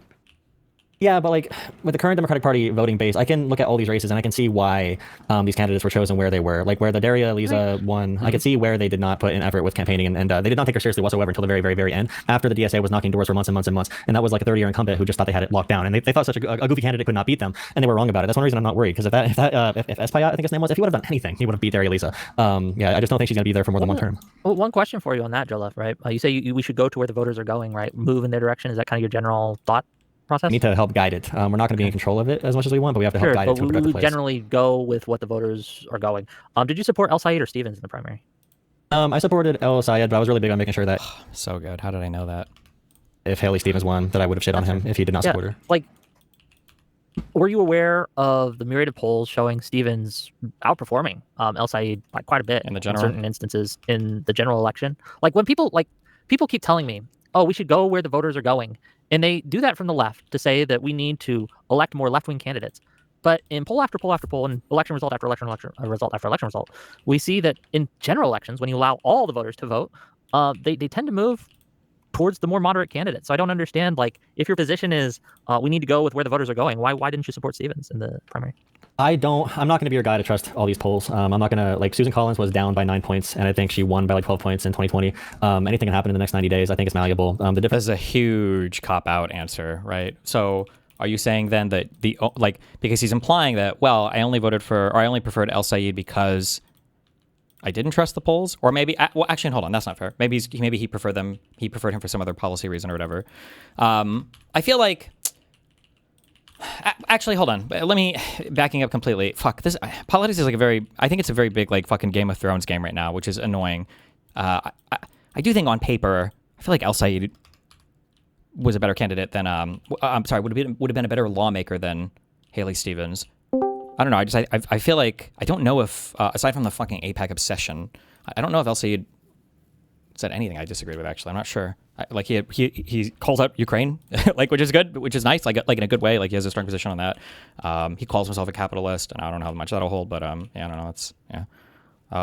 Hey, what's up, buddy? Hey, yeah, I'm here to plug the pragmatic papers, but actually it kind of links with a lot of what you've been talking. I've been watching the stream for the past few hours. There's actually an article on gerrymandering in this week's edition, and yeah, I don't know, like proportional representation and going down that route, like everything's grass seems green on the other side, right? I mean, in Germany we have it, and it's also a gateway for smaller extremist parties to gain additional power. But we also have a threshold here, so they have to get at least 5% of the vote, which helps a little bit. So I get the impression you're positive about this, but you also recognize, right, that there's weaknesses of these other systems too, right? Yeah, everything has pros and cons. The biggest fights I usually get into are people who just assume that if we change to one type of voting, it would just automatically make everything better. When in reality, it's kind of everything is a trade-off, for better or for worse. Yeah, exactly. And like there's also a ranked system, but in the end you end up with like 2 options potentially, and so I think some proportional representation works, but maybe a higher threshold than Germany has. It has actually allowed, I don't know if you know about the political landscape in Germany right now, but there's the SPD, which is like the centre-left party. The Greens in Germany are more centre-left. They're not like the Greens in the UK. Then you have Die Linke, which is basically the former Communist Party, but also has some more moderate left people in it too. But they fragmented, and you got this new party called Wagenknecht, it's like 4 or 5 years old, and she took all the pro-Russia part of Die Linke away, or a lot of it away.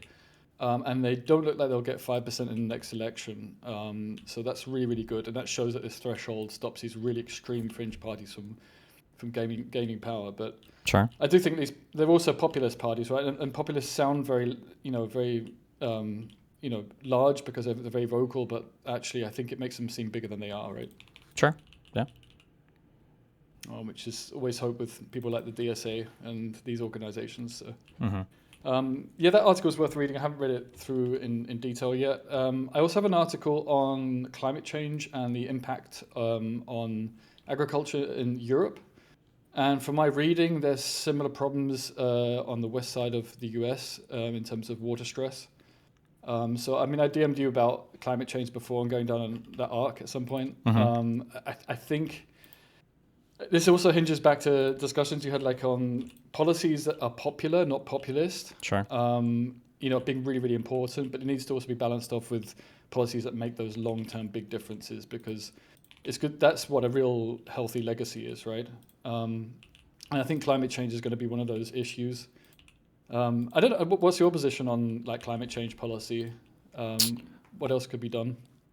I mean, there's a trillion fascinating things that could be done, but the population in the United States is not even remotely capable of having that conversation right now.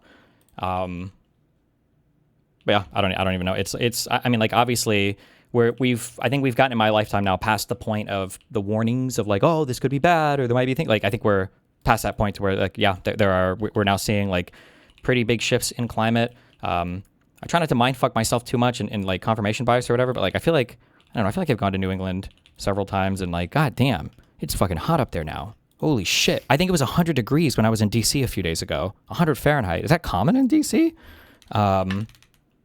That's what people were making it sound like when I was there asking about it. They were like, oh yeah, DC's like the best for like 2 months out of the year. Wait, what do you mean the best for 2 months out of the year? Like the best weather. But then like every other part of the year, it's like fucked. Like either too hot or too cold. Oh. Well, I don't know. But I mean, how often has it had like heat waves this year? Is this like the one-off, or was it like this earlier in the year as well, like for LibCon? How often is it? What, like super hot? Yeah, exactly. Well, I mean, haven't the temperature high things that have been recorded, aren't they like increasing like everywhere around the world? Yeah, I mean, this is what I'm insinuating, right? So it's not just about the one-offs, but. Like, no, I'm not trying. I'm sorry if I was implying that. No, I don't think they're one-offs. I think these are like trends that we're starting to see, like all over the planet now, which is not good. Exactly, and I mean, climate change research is, these models are statistical physics models. So it's a bit like me reading a different dialect of a language. So I guess like you putting up on my British English. Good one. So I can kind of read some of these papers reasonably well. And what people don't get is that scientists are very scared about coming across as wrong or being wrong. So the information that's put out in the public space is often very, very conservative. And people really struggle to deal with statistics. We see this in politics as well, right? When you look at polling, for example, I think 2016 polling, Trump had 30% chance of winning the elections. So the fact that Trump won the elections doesn't make the polling wrong. He had a 30% chance. It's like 30% chance of rain. And so people struggle to deal with these probabilities and possibilities with the climate models. But there's some quite scary predictions about how extreme it can become, especially with these tipping points that we're likely seeing, the methane emissions and such like. One thing I think that needs to happen, that is, it has to happen, is I think that part of the scientific establishment, and they already understand this to some extent, because there's like Scientific American, I think Nature publishes articles on their website. It needs to become part of an academic discipline or of scientific training that you have to engage in public communication. And public communication, as much as I hate it, and I hate it more than anybody else, public communication doesn't mean being able to write a good article. It means being able to go onto Joe Rogan and argue with the alien guy. I think we need to see these people more out and center, because the whole field is either going to be is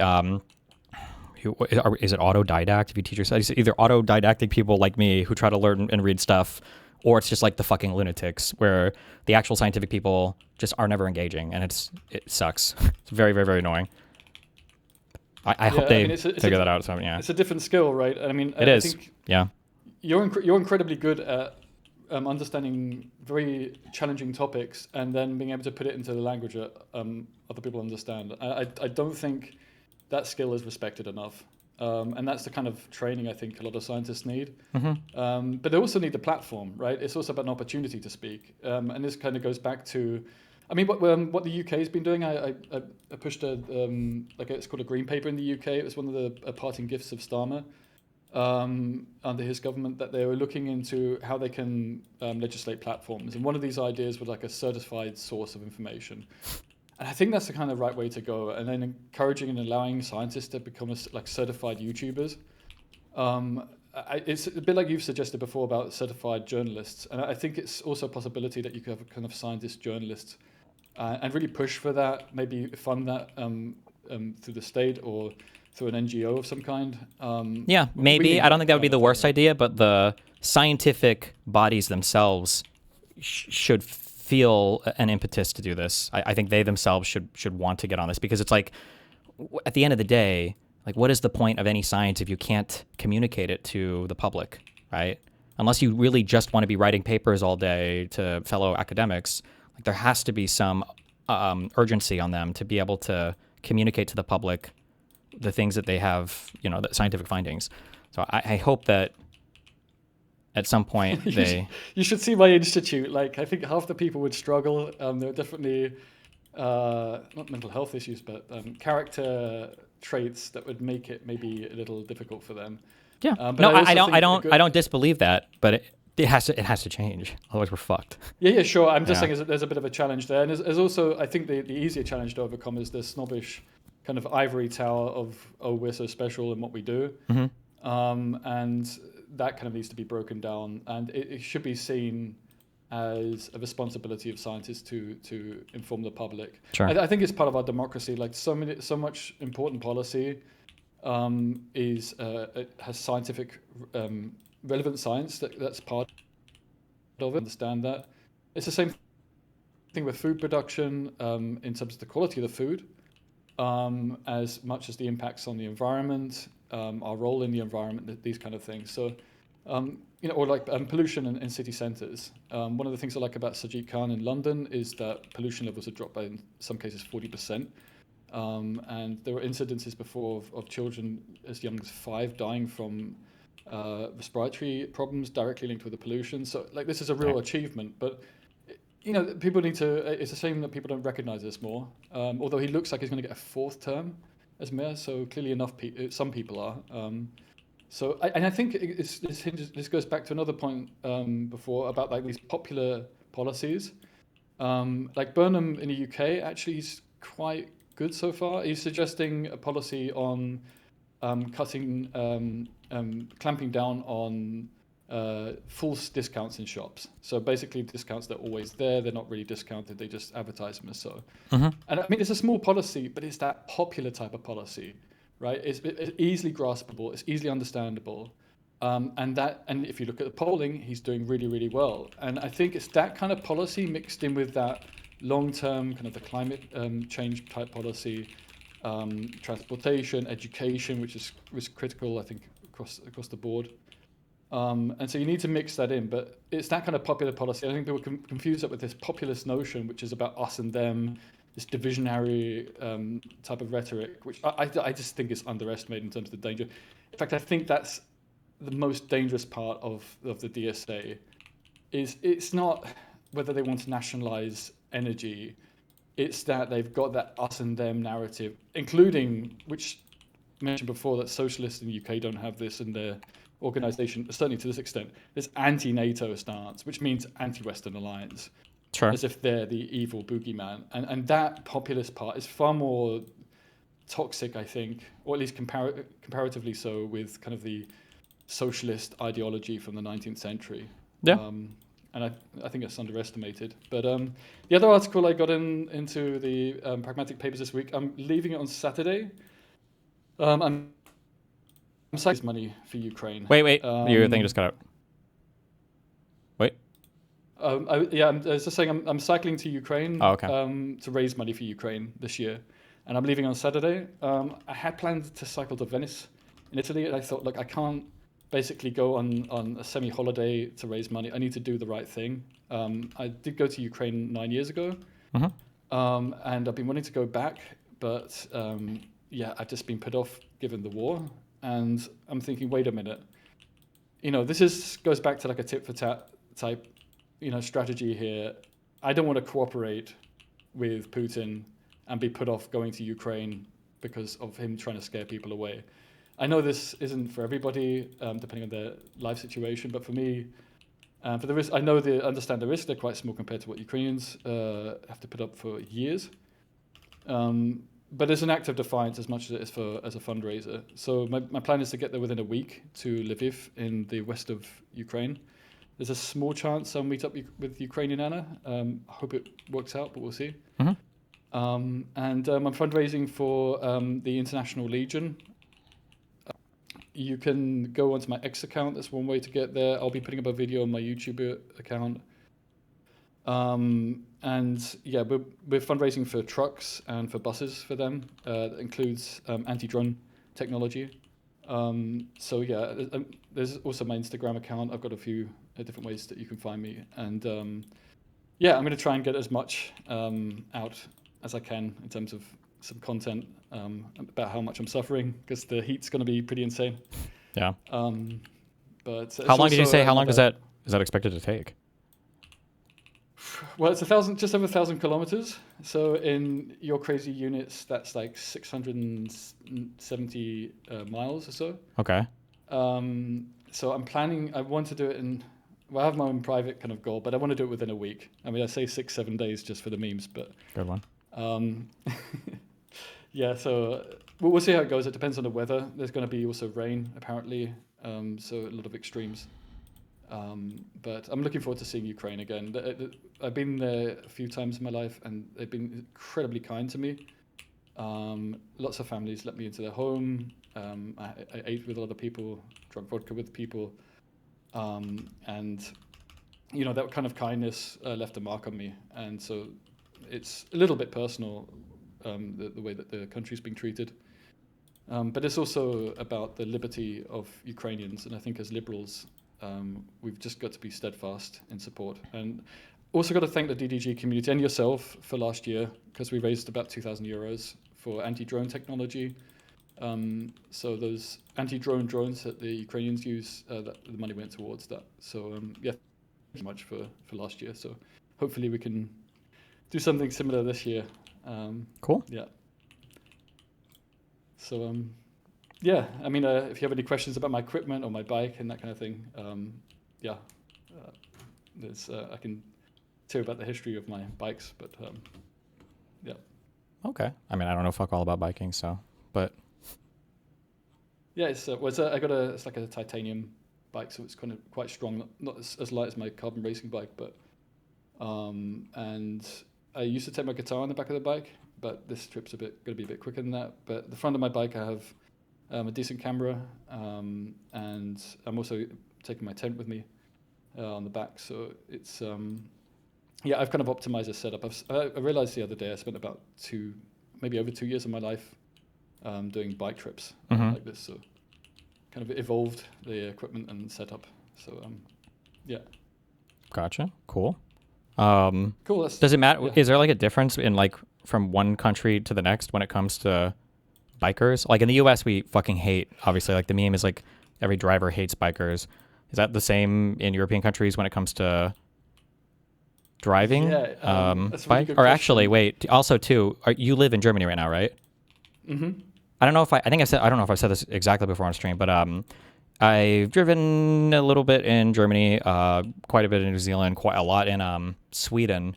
I was really surprised driving in the UK.